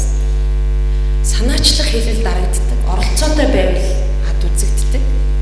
Миний санаачлагыг хинч дэмждэггүй ажил болгодог. Миний жишээ би иргэний нийгмийн гэж хэлдэг. Яг 100% биш л дээ. 70-80% дэмжихгүй. Оролцуулахгүй. Би бүр оролцъё гэж очлоо. Би цайнтайгаа уулзлаа. Манай ингээд ивсэл оролцъё. Тэгсэн чинь би юусоо бойлгоогүй энэ доогоор ажилтнуудтай уулзаад оролцол гэж хөрх. Тийм болохоор дэмжиж байгаа юм шиг байна. За дараагийн энэ залуу гүйцэтгэх захирал юу гэж хэлсэн бэ гэхээр ажлын байрны шаардлага яаж өөрчлөгдөж байгаа. Хүнээс хүлээж байгаа хүлээлт яаж өөрчлөгдөж байгаа тухай ярьлаа л да. Тэгэхээр юу гэж хэлсэн бэ гэхээр Тээврийн компани ажлын байрны шаардлагыг харсан чинь Тээвэр логистикийн талаар мэдлэгтэй, Тээврийн талаарх датан дээр тоо баримт дээр ажилладаг чадвартай. Тэгээд хамгийн сайн шийдэл хувилбарыг дэвшүүлж чаддаг менежер ажилд авна л гэсэн. Бакалавр төгссөн, тэдэн жилийн туршлагатай багаар ажилд илэрхийлэг байна. Тэгэхээр боловсролын тогтолцоо өөрчлөх хэрэгтэй юм шүү гэсэн ийм санаа байна. Гэхдээ би 100% үгүйсэх мээргүй байна. Энэ бол боловсролын хүрээлэнгээс өнгөрсөн онд хийсэн. Одоо ихтэй сургууль болон ерөнхий боловсролын сургуулийн хөтөлбөрт хийсэн дүн шинжилгээ, хөтөлбөрийн шинжилгээний үр дүнгээс санаж бас хэлье гэж бодож байна. Тэгэхээр боловсролын хүрээлэнгийн судлаад үзэхэд бол түрүүний ярьсан олон үхрийн бөөш шиг боловсрол агуулга бол одоо багас суурь боловсролын сургалтын цөм хөтөлбөрийн зорилт агуулга арга зүйд бол зөх хэмжээгээрээ тусгалаа олсон байна гэж хэлсэн байна судалгаагаар. За тэгээд энэ зорилтууд чинь Монголын хүсэж байгаа тэр зорилтууд бол юу вэ гэхээр нийгмийн ухаан иргэний боловсролын хөтөлбөр энэ төр сургалтыг дэмжих үйл ажиллагаа энэ төрт бол агуулга чиглэл арга зүй үнэлгээнд нь бас дахиад л нэг ямар нэг байдлаар одоо туссан байна. Арга зүй нь бас ингээд өөрчлөгдөж байгаа юм байна. За харин багас суурь боловсролын цөм хөтөлбөрт глобал болон бүс нутгийн түвшний асуудал маш бага туссан. Тухайн улс үндэснийх нь асуудал илүү их туссан. Манай эвсэл дунд улс баг дунд боловсролын сурах бичгүүдэд энэ саяныхаа өнцгөр жоохон юм дүн шинжилгээ хийж байгаа. Тэгээд харахад бол 1-5 дугаар ангийн сарах бичиг дан дээлтэй хүүхдүүдийн зураг байна. Морь унцсан, тэмээ унцсан, мал хариулж байгаа, шагаа тоглож байгаа, цагаан саруулж байгаа, морь уралдаж байгаа, нумсан харуулж байгаа. Тэгэхээр энэ судалгааны дүн бол би жоохон ойролцоо юм. Тэгэд энэ хүмүүс цаашаа энэ судалгааны дээр үндэслүүлээд боловсролын салбарын бодлого боловсруулагчдад ийм санал төвшүүлсэн байл. Ер нь энэ доктортой хөгжлийн боловсролын зорилтуудад туссан сэдвүүд, зорилт үр дүн үнэлгээний талаар хөтөлбөрт байгаа зүйлээ улам сайжруулж, улам оновчтой болгох шаардлагатай байгаа гэж. Тэгэхээр хонглын үзүүрт гэрэл харагдаж байгаа. Хоёрт нь болохоор ер нь бол бүх сургалт хичээлүүдийн зорилго, агуулга, арга зүй, үнэлгээ хэсгүүдэд нийтлэг үнэт зүйл. Түрүүн би хэллээ шүү дээ. Гендерийн дэвширх, хүний эрх, зөрчил маргааныг, хүлцэн дэвчийг, олон соёлыг ойлгох хэмжлэгийн нийтлэг үнэт зүйлийн хүрээнээс интеграцчлал хийх шаардлага байна гэж хэлсэн. бүтээлч аргануудыг хэрэглэмээр байна. Зөвхөн ангид ингээд суулгачаал лекцлээд баймиргүй. Өшөө олон арга хэлбэрийг хэрэгжилж одоо жишээ нь би бодоод байна л да. Хүний эрхийн боловсролыг заавал лекцлэх асаалгүй шүү дээ. Тийм биз? Эрхэн зөрчигдөж байгаа газар очиод хүүхдүүд тэр хүмүүст оролцож ярьж болно шүү дээ. Тийм биз? Гэх мэтлэн ийм зөвлөмж өгсөн байна. За манай симпозиум дээр хүний эрхийн үндэсний комиссарч хүний эрхийн боловсролын чиглэлээр хийж байгаа үйл ажиллагаагаа ярьсан.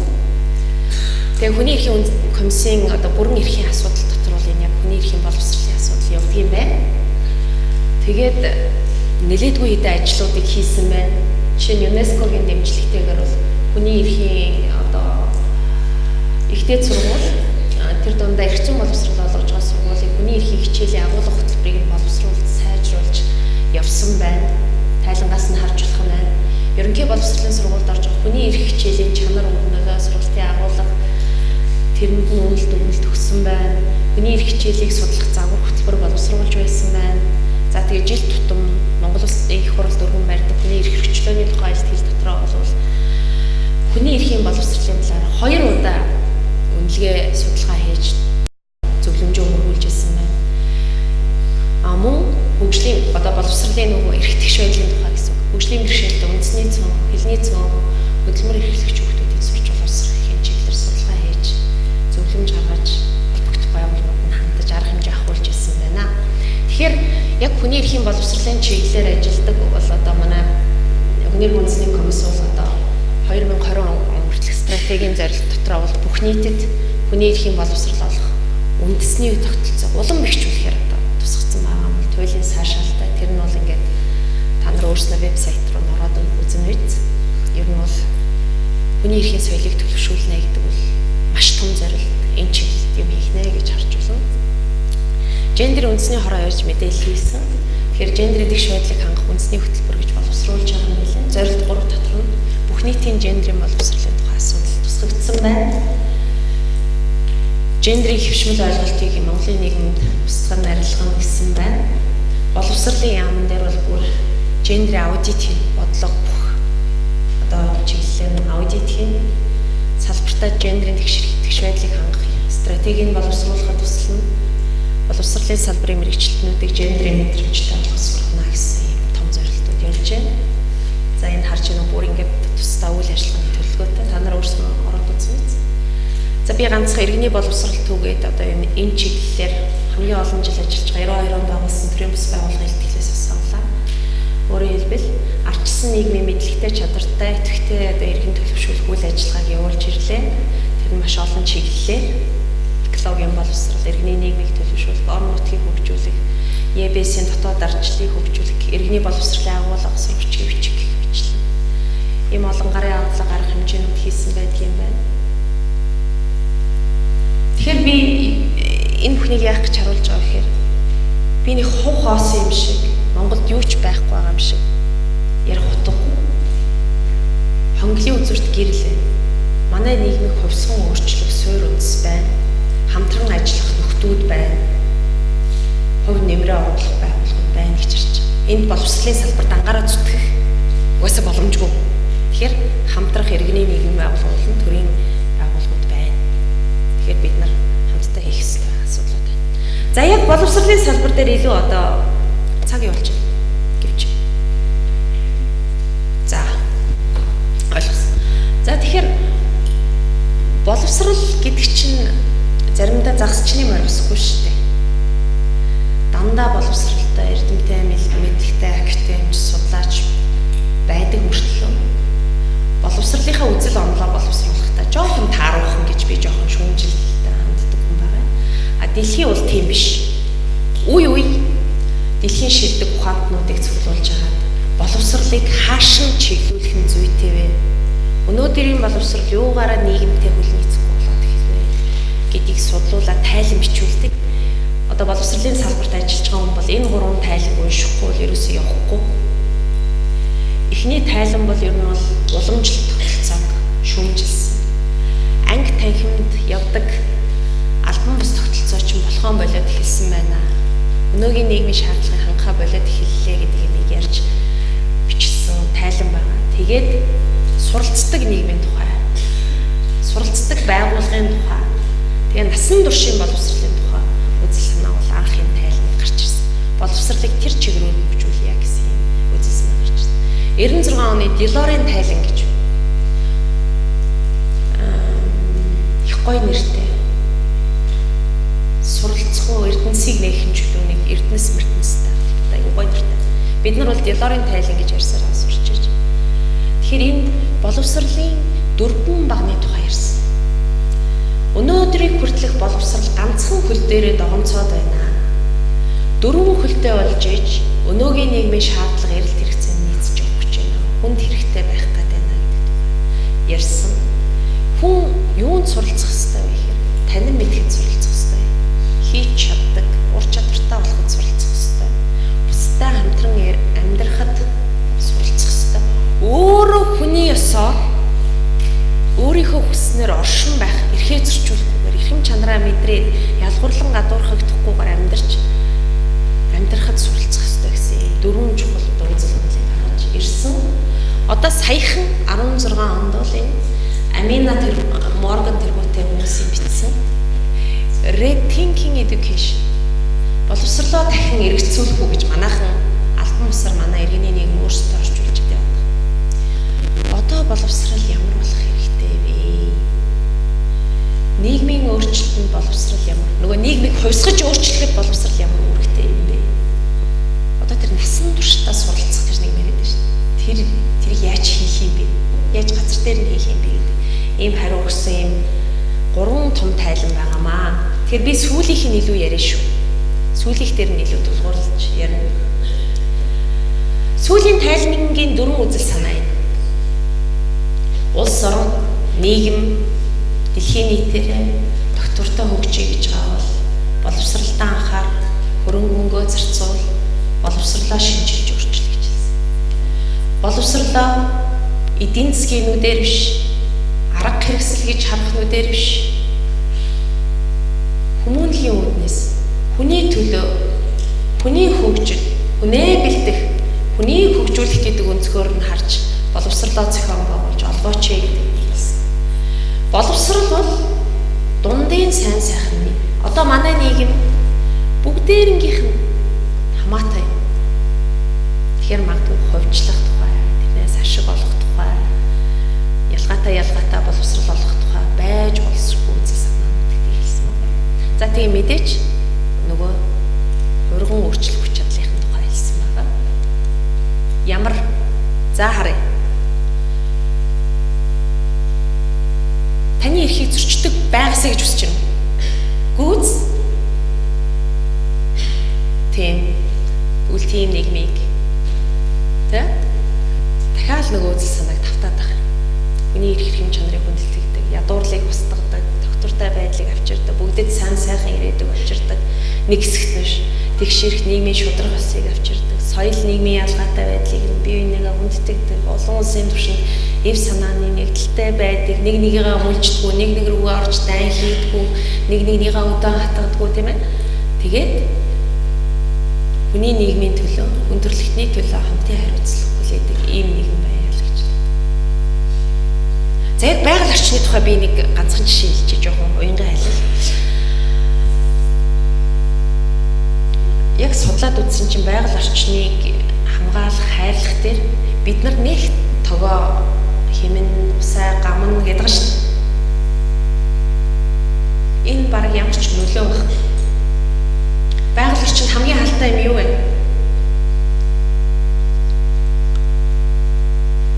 Том корпорацууд.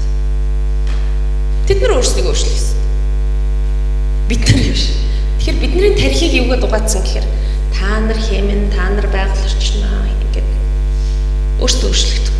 Өөрсдөө үйлдвэрлэлийн процессыг байгальд дэйлтэ болохгүй, өөрсдөө технологи өөрчлөхгүй, өөрсдөө байгаль талтай үйлдвэрлэлээ зогсоох. Тэгэхээр зөвхөн боловсролын тогтолцоонд биш, нийгмийн энэ шудраг ёс, шудраг бус байгаа юмны талаар л боловсролын тогтолцоонд ярих ойлгох хэрэгтэй байна. Тийм ээ? За.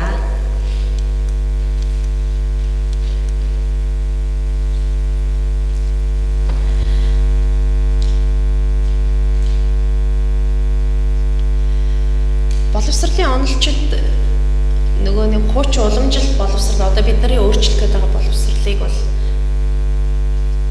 банкны загвар гэж хэлдэг. Банкны загвар. Банк яадаг газар вэ? Банкнд бид нар мөнгө хийдэг штеп тэг заадаг. Сургалт тэгж явж болохгүй. Яг уу. Таны тархинд баахан мэдлэг хийгээд буцаа шалгаад энэ загвараас гар гэдэг. Банкны загвараас гар. Сурагчид дүүргдэг хувин биш. Хоосон хувь ерөөсөө биш. Хүүхдүүд өөрсдөө багшийн зааж байгаад эргэлзэж. Багшийн зааж байгаад эргэлз. Багш өөрийнхөө зааж байгаад эргэлз. Багш өөрийнхөө зааж байгааг туйлын үнэ ганцхан онол үнэн зөв гэж бит.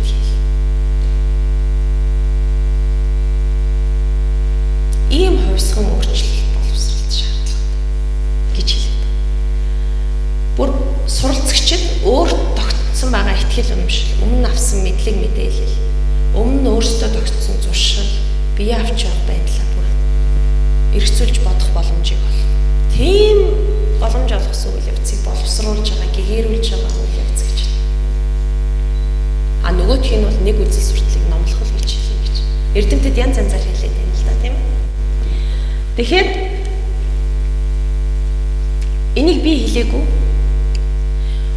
Өнгөрсөн 2 жил Монголын боловсролын салбарт давалгаалсан доктортой хөгжлийн боловсролын төслийн хүрээнд бас томоохон судалгаа хийгдсэн. Монголын одоо бага дунд боловсролын цөм хөтөлбөрт доктортой хөгжлийн үзэл санаа хэр зэрэг тусч вэ гэдэг маш том судалгаа эрдэмсэн. Ер нь боловсролын салбарт ойрд байгаагүй том судалгаа хийсэн. Онлайн байгаа та нар хайгаад үзээрэй, хэвлэгдээгүй маш зузаан тайлан. Тэр одоо судлаачид бол ер нь хөтөлбөр тогтолцоо 10% агуулгын хувьд шинжлэх шаардлагатай байна гэж хэлсэн. Энийг тунгалаг ганцаараа хэлж байгаа биш. Боловсролын салбарын өөрсдөө хүлээн зөвшөөрсөн. Тэгээд дахиад миний санааг тавьсан. Залуус нийгмийн эдийн засаг, экологи, соёлын асуудлуудаа шийдвэрлэх чадвартай болох хурдан чиглэсэн чанартай боловсрол олох хэрэгтэй. Доктортой хөгжлийн боловсрол чинь доктортой хөгжлийг яг дэмжинэ. Гэхдээ нийгэм бүхэлдээ түүний дотор эмзэг бүлэг, төрийн болон бизнесийн байгуул, иргэний нийгмийн институтийн эрх зүйн хүрээнд эрхтгш доктортой байдлаар яаж хөгжих вэ гэдэг мэдлэг боловсролыг олох хэрэгтэй байна гэдгийг дүгнж гарч ирсэн. За ингээд нойр нүрээдэвэл нэг зураг үзүүлж. За манай боловсролын тогтолцоо тэр дундаа дөрвөлжинтэй. Хажуудах нь би багш. Боловсролын хүн тийм ээ. Наад нөхдүүд нь багш. Хөөрхий цэнхэр нь хөдөөний үгэд. Хар хөх нь хөгжлийн бэрхшээлтэй. Наад улбар шар нь үндэсний цөөн. Бид бол ингэж хэлэл зогсож байна л да. Та нар тогтолцоонд нийцхийн тулд дөрвөлжин бол гэдэг өөрчлөгдөж гэж зогсож байна л да. А нөгөө тэд нь юу гэж асуугаад байна? Тэгвэл бид бүхэнд нийцхийн тулд тогтолцоо өөрөө яагаад өөрчлөгдөж болохгүй гэж ийм суралцагчдыг л бэлдэх хэрэгтэй. Асуулт асуудаг. Бүр тогтцсон юмыг хүртэл яагаад энийг өөрчлөхгүй вэ? Яагаад энэ юм байгаа юм? Энд чи шудраг шүү. Энд чи эргэдэг шүү. Энд чи чанаргүй байна гэж хэлдэг. Тэгээ түрүүний дөрвөн баг нь энэ. Мэдхэд суралцах, хийхэд суралцах, оршин байхад суралцах, хамтран амьдрахад суралцахыг заагаач хүүхдүүдэд, оюутнуудад тодорхойлт нь хамгийн сүүлд нь тодорхойлт хэлж. Тэ? Хурган өөрчлөгч боловсрал гэдэг нь зөвхөн хөдөлмөрийн зах зээлд мэрэгчлэн бэлддэг боловсралыг хэлэхгүй. Хүмүүсийг өөрийн чадах потенциалаа хөгжүүлээд, өөрийнхөө хүчтэй давуу талуудаа олж нээгтэн тусалдаг, тухайн үнд мэдлийн олгодог. Тэр энэ эрх мэдэлжүүлэх гэдэг үг бас гадны орчуулгатай үг. Гэхдээ би ээжээр айгүй гой тайлбарлаж. Манай ээж даал гарч байгаа хөгшин байна. Хөдөөний уул нь ихтлэн бодох мэрэгчлээ насаараа тэтгэврт гараад нөхөр маллаад байгаа нэг нөхөр байна. Тэгээ би тэр хүнийг ингэдэг байхгүй. Хотод ир малаа малах болохоо бол миний хажууд ир өвдөөд байна. Ядраад байна. Тэтгэврээ хураалгаад би зарцуулаад гэхэр манай ээж үгж би өөрийнхөө мэдлэлтэй байж байгаа хүн шүү тунгалгаа гэж. Өөрийн мэдэл тэр мэдэл гэдэг үг. Өөрөөр хэлбэл би орлогоо зарцуулж хагаад өөрийнхөө орон гэрт өөрийнхөө хүссэн ажлыг хийгээд тэ явах газараа яваад хэвтэх газараа хэвтээд баймаар л байна л гэж. Тэр суралцагчдыг, иргэдийг, насан туршдыг, залуучуудыг тэр эрх мэдэлтэй болгох үйл явцыг боловсруулах гэж. Тэр мэдлэг зүгээр толгойд нь хийдэгч биш. Өөрийн мэдлэлтэй байх, өөрийн мэдлэлтэй байж чаддаг.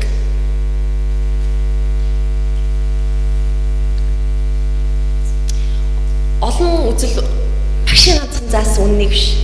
Ганцхан уншсан номон дээр хийгээ биш. Нэг хэн нэгэн хүний уншсан лекцэн дээр хийгээ биш. Олон үзэл бодлыг дэнслээд, олон талаас нь асуудлыг хараад тунгаагаад бусдаа бас харилцсан ганцаараа л бясалгаад дайнчлаа суу гэсэн үг бас шүү дээ. Нийгмийн улам яаж сайн сайхан болох, боловсролын тогтолцоог улам сайн сайхан яаж болох, сургуулаа улам яаж сайн сайхан болох уу гэдгийг гар бие оролцдог тийм үр чадвартай хүнийг гаргахыг л боловсрол зориоч юм гэж. Ингэх юм бол агуулгаа өөрчил, арга зүйгөө өөрчил, тэ их олон юм өөрчил. Таны хэлдгээр багшаа өөрчил, захирлаа өөрчил тийм. Чадах уу бид гэж. Энэ бол их гоё хэсэг байла да цаг өгөхгүй. Би товчлаа явж. Бид чадах уу тэгүүлж ингэж. Ганцхан жишээ. 21 оноос өмнөх боловсролыг сүм хийд болон шашнаас ангид ганцхан сургуультай байсан гинэ Монгол улс. 21 оноос өмнө. Хүн амын 1% бичих үсэгт тайлгдсан байлаа гэж. Ийм улс орн байсан байна. Чи саяхан биз дээ 21 он гэдэг чинь. Энэ бол би хэлээд байгаа юм биш ЮНЕСКОгийн тоо. Тэгээ 21 онд чадахын төлөө ингээд манайх шиг хувьсган өөрчлөхийн төлөө ингээд үздсэн байна. Нэг сургууль 40 сурагчтайгаар боловсролын салбарт анхны сургууль байгуулагдаж байсан байна. Тэгтэл 24 онд шууд үндсэн хуулиа батлахдаа үн төлбөргүй шашнаас тусдаа секуляр боловсрох эрхийг тунхаглаад 50 он гарахад 400 сургуультай болоод 60 мянган хүүхэд яваал. За 50-аад он гарангууд 4 жилийн заавал эзэмших. Та нар бодтой 50 он хүртэл яаж асах вэ? Заавал эзэмших боловсрал гэж Монголд байгаа биш. Хүн болгон заавал. Одоо хэд үе заавал эзэмших боловсрал? 9 шүү дээ тийм ээ. Хүн болгон заавал 9-ийг төгсгөн. 9-ийг төгсгөөгөө эцгийн хариуцлага тооцох юм хуультай шүү. Тэгтэл 4 жилийн заавал эзэмших боловсралыг 50 онд л дөнгөж хүртээмжтэй болгож ирсэн биш үү? Тэ? Тэгээд харж ийн нөгөө бодлогын учир жансан гэдэг чинь малчны хөвгтийг сургаж чадахгүй шүү дээ. Арга олоогүй байсан учраас зөвхөн Хоцорын аймгийн төвүүдэд 7 жилийн заавал эзэмших болгохыг хөдөөдөө 4 жилээрээ байж гэж шийдвэр гаргачихсан. За тэгээ 90 он гэхэд яасан? Социализмын оргил бай. Би хэлэх дуртай. Социализмын материал техникийн баазыг байгуулсан гэдэг шиг 90 он гэхэд насан турш хаамын 96.5% бичих үсэг талигдсан. Нөгөө нэгэн хувиас асар том өсрэлт хийж чадж байгааз тийм ээ. Суур боловсролын хамрын сургалт 98.7.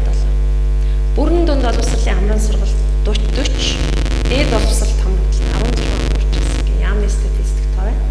Тэ? Улсынхаа төсвийн 18.5%-ийг 25%-ийг бид нар боловсрол зарцуулж ирсэн үр дүн ингэж гарч байгаа. Энэ зүгээр нэг гараагүй л тийм ээ. Бодлого явсан байна, санхүүжилттэй чиглүүлсэн. За эргээ яасан бэлээ? Саяных бид чадсан гэдэг слайдээс биш анзаарсан бэл. Одоо яасан эргээд чадах уу гэдэг рүү дахиад нэг удаа унсан.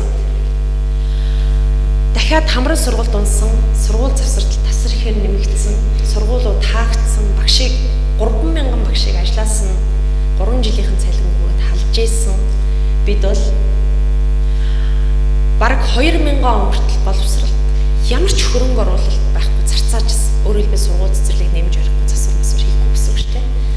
За тийм үү цаг үе ирж ийлээ чадах уу одоо ингэ өнгөрчтэй одоо ингэ сүнж байгаа юм байна да гэж бодож ирсэн бол эргээс хэрэгсэн харж гинөө. Хамрын сургалт харж гинөө. Баг боловсролын хамрын сургалт 76 болж унжсэн байгааз. Тэгээ ингээ буцаад дэшээ өгсөд ирсэн. Тэгээ бид чадсан. Бүр нөө дотор байрны асуудлын тухай ярьж байгаа. Дотор байрын үн төлбөртэй болоо эцэгхээс мах авсан чинь өдөөний хүүхдүүд бүгд сургуулиас гарсан. Шилжилтийн үеийн хүндийг малчны хүүхдүүд нуруунд дээр үрсэн хэмжил манай боловсролын салбар их хадл явдалтай болсон. Энэ сэдвэрээр бол дахиад бүхэл бүтэн сэдв байгаа. Тэгээ бид чадсан. 2009 онд дунд боловсролт хамрагдлалд 96% төрсөн. Тэгээ одоо чанараа сайжруулах тухай ярьж эхэлж байгаа. Бид чадсан. 12 жилийн боловсролтой болж эхэлж чадсан. Тэ? Энийн ач бол төсөв мөнгө бас байгаа. Одоо дахиад бид чадах уу гэдэг дээр ирчээд байна нөхдөө. Одоо чадах уу? Хувирхан өөрчилж чадах уу? Хувьсган өөрчилж чадах уу? Гэдэг дахиад нэг цикл дээр ирчээд байгаа. Тэгэхээр энэ биднээс шалтгаална. Бид бүхний хүчин би завхан зөвхөн одоо Батцуур сайд чадах ёстой гэхгүй. Тэгээд багш сургуулийн хөгжүүлэгч боловсролын шатны удирдлагууд, хүний эрхийн үндэсний комисс, гендрийн хороо, иргэний нийгмийн байгууллагууд, иргэд та нар бүгд эцэг их байна. Эмээ өвөө эсвэл өөрснөө суралцж байгаа. Бид бүгдээ оролцоо хамтын хүчин чармайлт хэрэгтэй. Тэгэхээр нэг буцаач чадаа. Тэгээд яг тодорхой хэлэх юм бол бид боловсрал гэж юу ойлгохыг тагш тодорхойлъё. Философийн хувьд, зорилгын хувьд сурагчид хувин биш гэдгээ үлээн зөвшөөрөх үү? Хөтөлбөр зорилгоо яах вэ? Агуулгаа яах вэ? Багш нараа яаж өөрчилөх үү? Яаж бидний оролцоог хангах вэ? Энэ урам зориг дүр өнөөдөр цаг нараа зарцуулаад ирсэн энэ урам зоригтой хүмүүсийн оролцоог яаж хангах вэ? Бодлого боловсруулах тааш. За би бол ерөнхийдөө нэг цэжний бангаар яриаггүй гэдгийг бас хэлэх хэрэгтэй. Би бол одоо ЮНЕСКОгийн нэгдсэн үндэсний байгууллагын боловсрол шинжилгээний байгууллагын материалуудыг ашигласан байгаа. За бас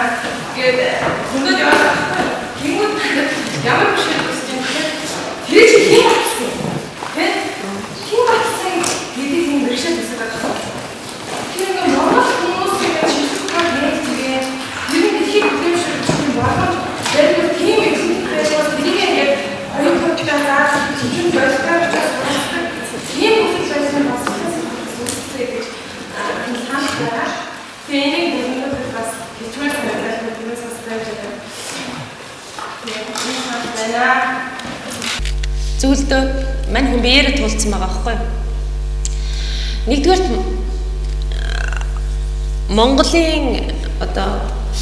Монголд нийгмийн чиглэлийн судалгаа авахгүй.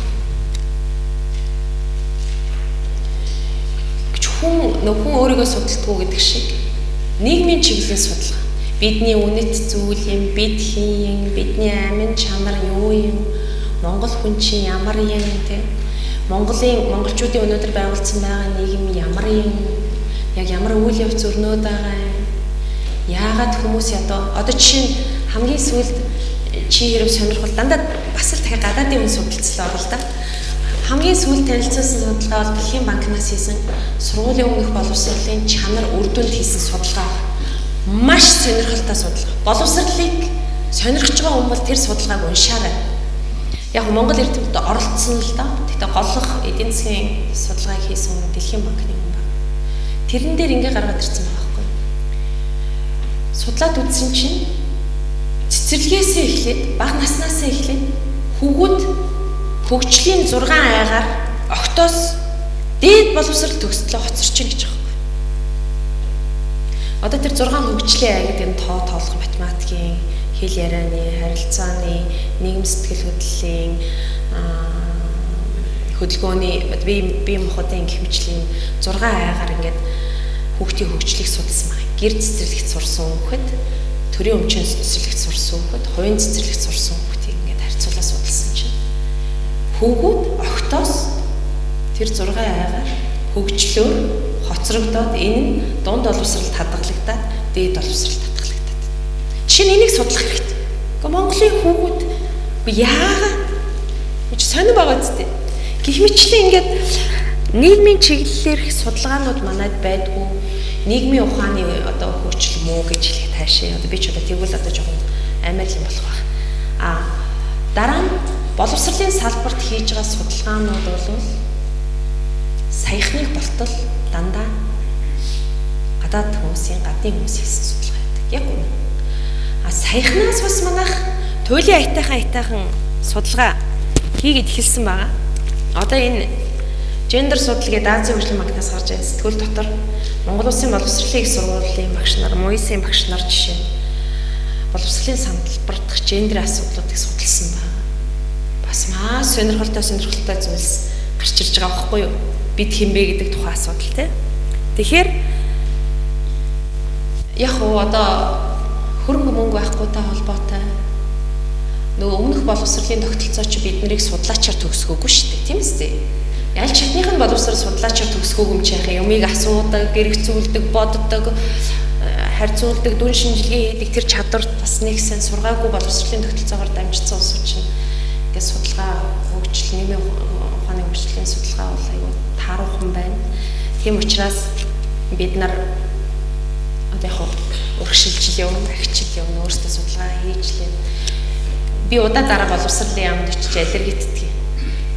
Засчны морьсгүй энэ өөрийнхөө салбарт судлаач бэлдээч, боловсролын эдийн засагч, боловсролын сэтгэл судлаа зүйч, боловсролын одоо тэр антропологийн боловсролтой холбоод ингээд нэг яаж судлаачд өөрийнхөө салбарт бэлдэж болдгоо юм уу гэж хэлдэг. Тэгээд яг та аврах байлгүй те, тийм ээ.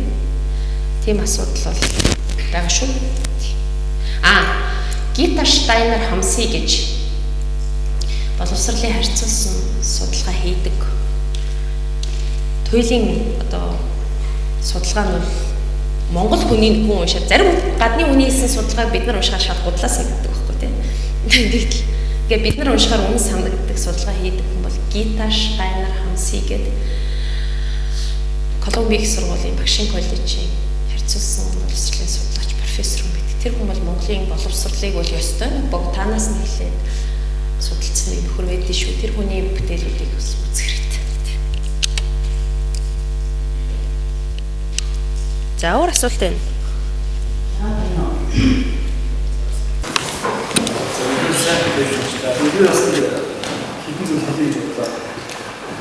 За яг Монголын нийгмийн систем талаас нь бас бодлоо тогтоож байна тийм ээ. Тэгээд яг бидний өнгөрсөн үеийн хүүг талаас нь бас бодлоо хангалттай байдаг гэх юм. Яг тэр би өөрөө нийгмийн шийдвэр хүүгийн багш нэгжлээ төгссөн. За тэр нэгжлэрээ 3 жил төгссөн. Яг ингээд багш хугацаанд бол яг өөртөө чимэржтэй хүмүүстэй би бол одоо сургалтанд хамт суух юм тийм эсвэл ингээд ярьж болдог багш ажлын байр дээр хүүч явах аюул уу. Тэр багш өөрөө аюул залхуу. Яг тэр би энэ цагийн ажлыг заачаад норма биелүүлсэн бол болоод бодсон. Яг тэр би өөрөө одоо жишээ нь 10 жил багшлах хүмүүсээс би ихтэй сургуулийн багш нартаа эрдэмтэд шилжлийн хамт оролцдог гэсэн. Өөрөө энэ аюул хос нэг. Яг надад нэг он төгссөн залуу маскер хамгаалж ихтэй сургууль багшлаад би өөрөө клаудтай. Тэгээд энэ хөр чадаад ингээд ихтэй хэлцүүгээ яваад би яг чаддаг юм тий. Адилхан нэг багшаар хичээл ном заалгасан. Ингээд би өөрөө ингээд юу гэдэг хоршоор хөдлөөд ингээд судалгаа хийгээд адилхан би ингээд эрдэнэ жилийн явуулд оролцоо явдаг гэсэн ихтэй сургууль багш нартай. Тэгэхээр одоо бид бүгд ингээд ажлын байр дээр хөгжөө өгөөслөд маш олон юу сул талууд байна л да. Жишээ нь Чингис хаан судал бол одоо Монголыг дэлхийд гаргаж шүү дээ. Тэгээ Чингис хааны талаар одоо чинь энгийн ойлголт байна л да. Өнөөдөр Тэмүүжингийн нэр өөрчлөгдчихлээ шүү дээ. Нөгөө Тэмүүжингийн чинь татарыг эзлээд нөгөө татарын Тэмүүж үгээр ядаад Тэмүүж гэсэн нэрээ авчихсан гэдэг чинь одоо айл хэдийн аваачтай шүү, нотолцлоо шүү. Тэр чинь Тэмүүж биш аа. Энэ нэр нь Тэмүүжин энэ Монгол нэртэй байж хаад ингээд одоо Тэмүүж гэсэн нэртэй болцсон. Монголчууд 13 дугаар зууны үеэс нөгөө их хурлын үнд суурь тавигдсан их хуралдаа гэж байсан, систем зүйл гэж байсан гэдэг. Тэгээд бид нэгээд бүр наваг багт л энийг ярьдаг гэсэн систем зүйлэл байдаг. Нөгөө түүхийн багш чинь чэйжлүүлээд хурлын байгууламж том юу байсан бид нар энэ тэрийг асуудаг гэсэн чинь одоо нөгөө систем зүйл гэдэг зүйлийг чинь байхгүй гэдгийг ахин баталчлаа шүү. Систем зүйл гэдэг яасан гэхээр нөгөө нуус төвч байгаа ухаадсан чинь систем зүйл гэсэн ямар ч хэлдэг байхгүй. Ингээд өөрөө багшууд хэлж болно. За дараагийн нэг хэлэх зүйл бол Монголын боловсрол одоо аюу чанаргүй байна тийм. Чанаргүй гэдэг нь би одоо хэдийн юм хэлээ да. Одоо гадагшаа аюу мастер докторант сурч хамгаалж байна. Өөр Монголд Хятадд Солонгос хаач гэдэг. Нөгөө сурчгаа мастер докторантууд маань аюу чанаргүй нэг л мундаг Хятадд очиж сурсан, тэрхэн жил сурсан тийм сэдвээр хамгаалсан гэдэг. Гэтэл нөгөө яг эрдэмтдийн хурал мурал оролцоороо нөгөө яг нөгөө сурчээс улсынхаа хэлийг сураагүй байна. Тэ? Тэгээ судалгааны арга зүй сайн сууж өгөөгүй. Тэгэхээр аливаа асуудлыг бол олон талаас нь харах хэрэгтэй гэж үзэж байна. За би зүгээр сайн хэлсэн шүү дээ. Ягаад нөгөө Монгол эрдэмтэд судлаачдын хөрөг байхгүй ингээд надад хүмүүс ингэ байдаг юм болоо гэх. Гэтэл одоо бидний үеийг хүртэл одоо хүртэл шүү дээ. Энэ хүмүүс чинь үзэл онлоор яаж юм явж байгаа шүү дээ. Зүгээр энэ бүх шинжлэх ухааны төлөөлөл байна шүү дээ. Тэгэхээр энийг бол бас зайлш мэдэх хэрэгтэй. Энэ чинь зөвхөн Монгол шинжлэх дэлхийн нийтийн боловсрол яваад байгаа шүү дээ. Та түрүү хэлжсэн шүү дээ. Багангийн ном дээр Глобал нөгөө дэлхийн боловсролын агуулга алга байна гэсэн. Тэгвэл энэ тэнд энэ бол дэлхийн боловсролын агуулга мөн шүү. За баярлалаа. Товчхон хариулт өгч.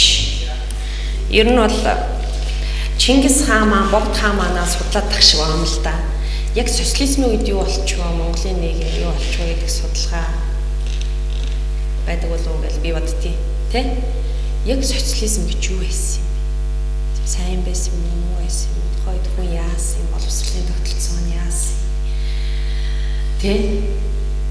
Яг тэр үед юу болоод өнгөрцөн бэ? Бид үнэхээр капитализмыг алгасан юм уу? Феодализмаас юу социализмд орсон юм уу? Байгуулж чадсан юм уу? Гэдэг судалгаа надад жишээс амар сонь байдаг.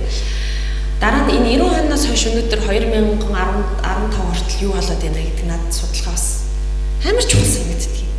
Яг юу болсон юм? Тэр шилжилтийн үеийг яагаад бид нар амьд даваад туулчваа? Савн бооггүй, лангуун дээр хоол унсгүй, дэлгүүрт бараагүй байх үеийг яаж даван туулсан юм бид чи тийм үү нэг ингэ. Одоо жишээ нь шинэ үеийн түүх гэх үү юу гэх үү те? Энэ үеийн түүхийн судалгаанууд бол илүү биднэрт бас зарим нь хэрэгтэй юм шиг байдаг. Хоёрдугаарт энэ тухайн нэр асуусан тий. Бид ингээд нэг жоохон хоёр тийшээс савдаг өвчтөл судалдаа. Нэг бол гадны бүх юм сайн сайхан үнэтэй хэрэгтэй. Нэг болохоор үгүй бүр Чингис хаан мандахай цэцэн гэх юм шигээс аваа явчихдаг. Энэ дунд зогсох олон одоо зогсоол байдаг гэж олж харах бол боловсролын хийх ёстой бас нэг гэж. Нэг бол дан дээлтэйг, нэг бол дан гадаагийн ярьдаг. Гэл ингэж саваа явчих. Баг боловсрол болохоор дан Монгол нүүдэлчин амьдрал зан, дээд боловсрол дандаа Аристотель архимед зан гэж явчихдаг. Гэхдээ энэ дундуур яагаад зогсож болдгүй юм гэдэг надад байнгын бодол төрдөг. Нэг бол гадаадаас бол Кембриж өстой сайн, Японы боловсрол сайн гэж хуулна. Тэгснээл гинт үгүй боллоо ерөөсөө зөв Монгол айгүй сайн зөв Монгол хүн бэлтнэ гэж савч. Энэ дунд яагаад зогсож болдгоо энэ 90 мэрэн гараас 45 гараас байна. Гэдэг надад энэ бас дахиад боловсролтой холбоотой. Бидний сэтгэлгийг яаж төвшүүлж байгаа тал холбоотой гэж би хэлэх гээд. За. Нэг энэ зүйлээс нэг гişэн мэддэг. Тэгээд өнөөдөр миний сэтгэл хэмжлүүлж явах гэхээр боловсролын салбар хүүхдийн багаас одоо бүтэцэл гэсэн тийм ээ. Монгол одоо энэ ардын уламжлалт одоо зам зайлшгүй энэтэй холбоотой одоо нам тавхмарч одоо түрүүн өөрөө хэлсэн онлог дээртэй одоо мөрөө оролцсон тэгээд сургуульд нь орохоор Яан зүрийн одоо энэ даан гэж энэ бол одоо хүний их асуудал гэж байна та. Гэхдээ Монгол одоо ардын уламжлалын өв соёлоо яаж хийх хамгаалах дээр одоо энэ дүүтэн профессор одоо багш нь яаж зөвлөж явдгийг ямар одоо цаашаа одоо уламжлалуудыг залуучуудаа үлдээх тал дээр одоо энэ зүйл дэлхийн одоо иргэн одоо зүйлийг холбоотсон одоо энэ бүтэн амьдч шүү. Тэгэхээр одоо аюулгүй зүйл бол Монголоо одоо авах гол соёлоо мэдхгүй залуучууд одоо олон болохгүй. Одоо энэ тал дээр нь одоо соёл боловсролын чиглэлээр үйл ажиллагаа явуулж байгаа хүмүүс ямар одоо боломж олцоо энэ тал дээр хэрэг анхаарч чаддаг бол гэсэн асуудал. За хоёрдугаар одоо энэ ихтэй сургууль хүн болгоны одоо эцэг эхчүүдийн бүр тулгуур асуудал. Ихтэй сургууль одоо ингээд төрийн одоо бас энэ хэрэгжих энэ үний тал дээр одоо ямар одоо боловсролын юунаас ямар одоо чиг хандлага байдгийг вирус гайхаад болох шүү дээ. Хоёрын дээр их сургуулиуд одоо чөлөөнөөр байж би таагүй санагдахгүй. Тэгээд үний тал дээр одоо яг тийм баримтлсан одоо нэг бодлого байж болох юм дээ. Энэ тал дээр одоо судалгаа хийсэн юм уу гэж тийм дээ.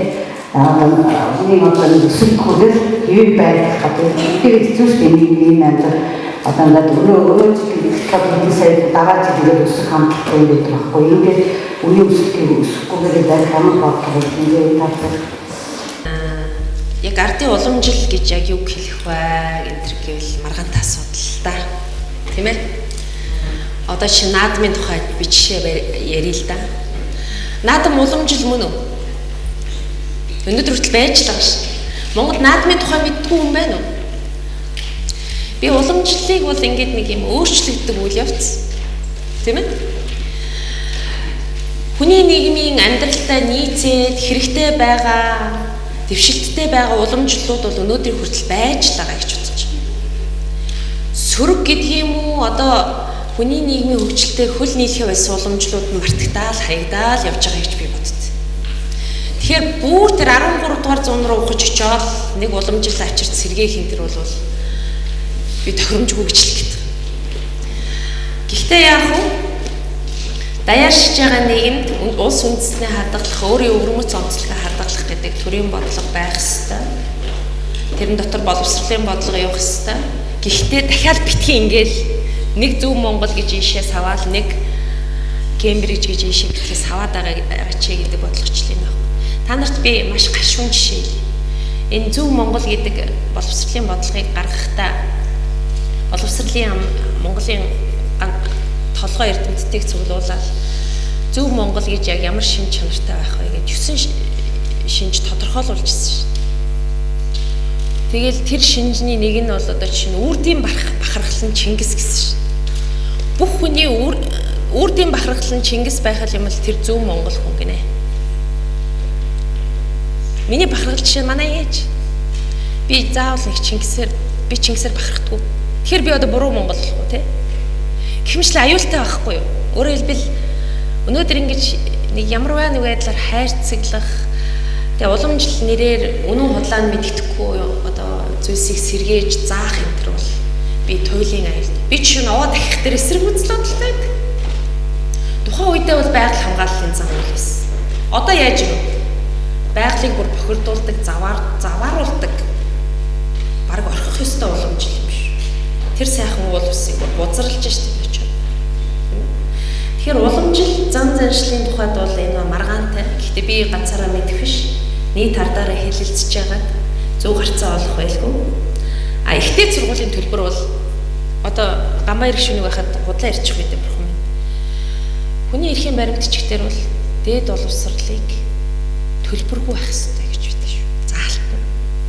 Төлбөргүй байх хэрэгтэй, үн төлбөргүй байх хэрэгтэй. Гэхдээ тухайн улс орны эдийн засгийн чадвар энтертэй холбоотойгоор айжмаар юу үн төлбөргүй болгох чиглэл рүүгээ явах ёстой гэсэн ийм хүний эрхийн баримтчгийн заалт байдаг шүү. Ер нь бол заавал төлбөртэй байх албагүй гэсэн. Жишээ нь Герман гэдэг сайхан болтолтод боловсролын төлбөргүй Норвеги энэ төлбөргүй улс орнууд байдаг шүү. Гэхдээ энэ бол эдийн засгийн чадвартай шууд холбоотой. Би судалсан судалгаа бол байгаа. Манайх дээд боловсрол төлбөргүй байсан шүү дээ. Тэр тэгвэл уламжлал шүү дээ. Энэ сайхан уламжлалаа яа хадгалаад үлдээ мөн төлбөр хүчгийг яваагүй бид. Гэт магадгүй зарим уламжлалыг авч хадгалах хэрэгтэй юмудаа хаяад гээгээд яваад байгаа юм. Тэгэхээр дээд боловсролыг бол манайх 90-ад онд неолиберал үзэл санаанд тархиа угаалгаад бүх юмыг зах зээлд оруулах хэрэгтэй юм байна. Бүх юмыг төлбөртэй болгох хэрэгтэй юм байна. Тэгэхээр чанартай болдго юм байна. Тэгэхээр хүмүүсийн нийтвэхтэй сайн сурдаг юм байна гэдэг тарих угаалтанд давтаа төлбөртэй болгосон тал бий. Яг уу яг эдийн засагчид хэлэхээр бол улсын төсөв даахгүй. Үнэхээр 90-ад онд шилжилтийн үед эдийн засаг хүнд болоод үйлдвэрүүд хаагдаад төсвийн орлого бүрдэн учраас дээд боловсролын зардлыг үн төлбөргүй олгож чадхаа байсан учраас төлбөртэй болгох шийдвэр гаргасан л гэдэг одоо ийм л хоёр судалгааны дүгнэлт байна. Би нэг бодит жишээ. Өнгөрсөн засгийн үед шудраг ёсны чуулган гэжсэн. Гэхдээ тэр нь таны илтгэр шүүх, прокурор, бүх хуулийн салбарын хүмүүс төрийн ордны тэр их танхим цуглаад шудраг ёсыг яаж бий болгох, тогтоох уу гэж чуулган хийж байгаа байхгүй. Тэгсэн чинь тэнд нэг хідэн өсгөн дотор тоо зохиж авсан хідэн боловсролын хэд. Тэрийг тэр чуулганыг зохион байгуулагч юу гэж үзсэн бэ гэхээр хууль шүүгч цагдаа прокурорт хэн ажиллаж байгаа хүн. Тэр хүнд шудраг ёсны үнэлэмжийг хэн суулгах вэ? 12 жилийн заавал, 9 жилийн заавал тийм. Тэгээд цэцэрлэгийг оруулаад ихтэйдэг оруулах хичнээн жилийн хүнийг бэлтэж байгаа тэр тогтолцоо руу чинь харж штэ. Эн чин зөв хандлага багхгүй. Тэгээ ган төмөр сайдтайгаа, насан баяртайгаа, иргэний нийгэмтэйгээ, туяатайгаа бүгдээрээ тэр чуулганд оролцсон. Бид нар тусдаа салбар хуралдаа хийсэн. Боловсролын салбар шудраг ёсыг тогтоохоо ямар хувь нэмэр оруулах вэ гэх. Тэгээ манайх шилтгэл тавьсан, төрийнхэн шилтгэл тавьсан. Тэгэхээр хүнээс буруугаа ярих аргагүй. Бид л өөрснөө хэрэгж харахаас боловсролын тогтолцоо руугаа эргэж харахаас аргагүй. Тэгтээ багш хүн ухамсартайгаар юу мэдж байгаагаа заадаг. Энэ нэг эрдэмтний хэлсэн. Багш ухамсартайгаар юу мэдж байгааг заадаг. Ухамсаргүйгээр хэн болохоо хүүхдэд зааж идэг гэж. Бид шудраг бус юмыг бид заадаг юм шүү. Нөгөө уг нь л шудраг ёсны тухай заагалаа л да. Би үйлдэлээрээ, би үг хэлээрээ, би хичээл зааж байгаа, дүн тавьж байгаа, эцэгтэй хандж байгаа, бусад хүүхдүүдтэй хандж байгаагаараа би шудраг бус юмыг зааж байгаа юм шиг. Энэ л ахгүй. Тэгэхээр үнэхээр хувьсган өөрчлөгдөе гэж бодож байгаа бол боловсролын тогтолцоос эхлэх ёстой. Шудраг ёсыг хүсэж байгаа бол боловсролын тогтолцоом шудраг ёс тогтох хэрэгтэй. Боловсролын тогтолцоом шудраг ёс тогтъё гэж байгаа бол хүмүүс хоорондын харилцаанаас шудраг ёс эхлэх ёстой. Захирал багштайгаа, багштайгаа, багш хүүхдтэйгээ, эцэг их багштай юу гэх юм. Тэр олон хүмүүн хоорондын харилцаан дотор их учир байна гэж би судлаачийн хувьд бодож явдаг. Тийм учраас энэ чиглэлээр судалгаа хийвэл бас их сонирхолтой. За одоо ингэж.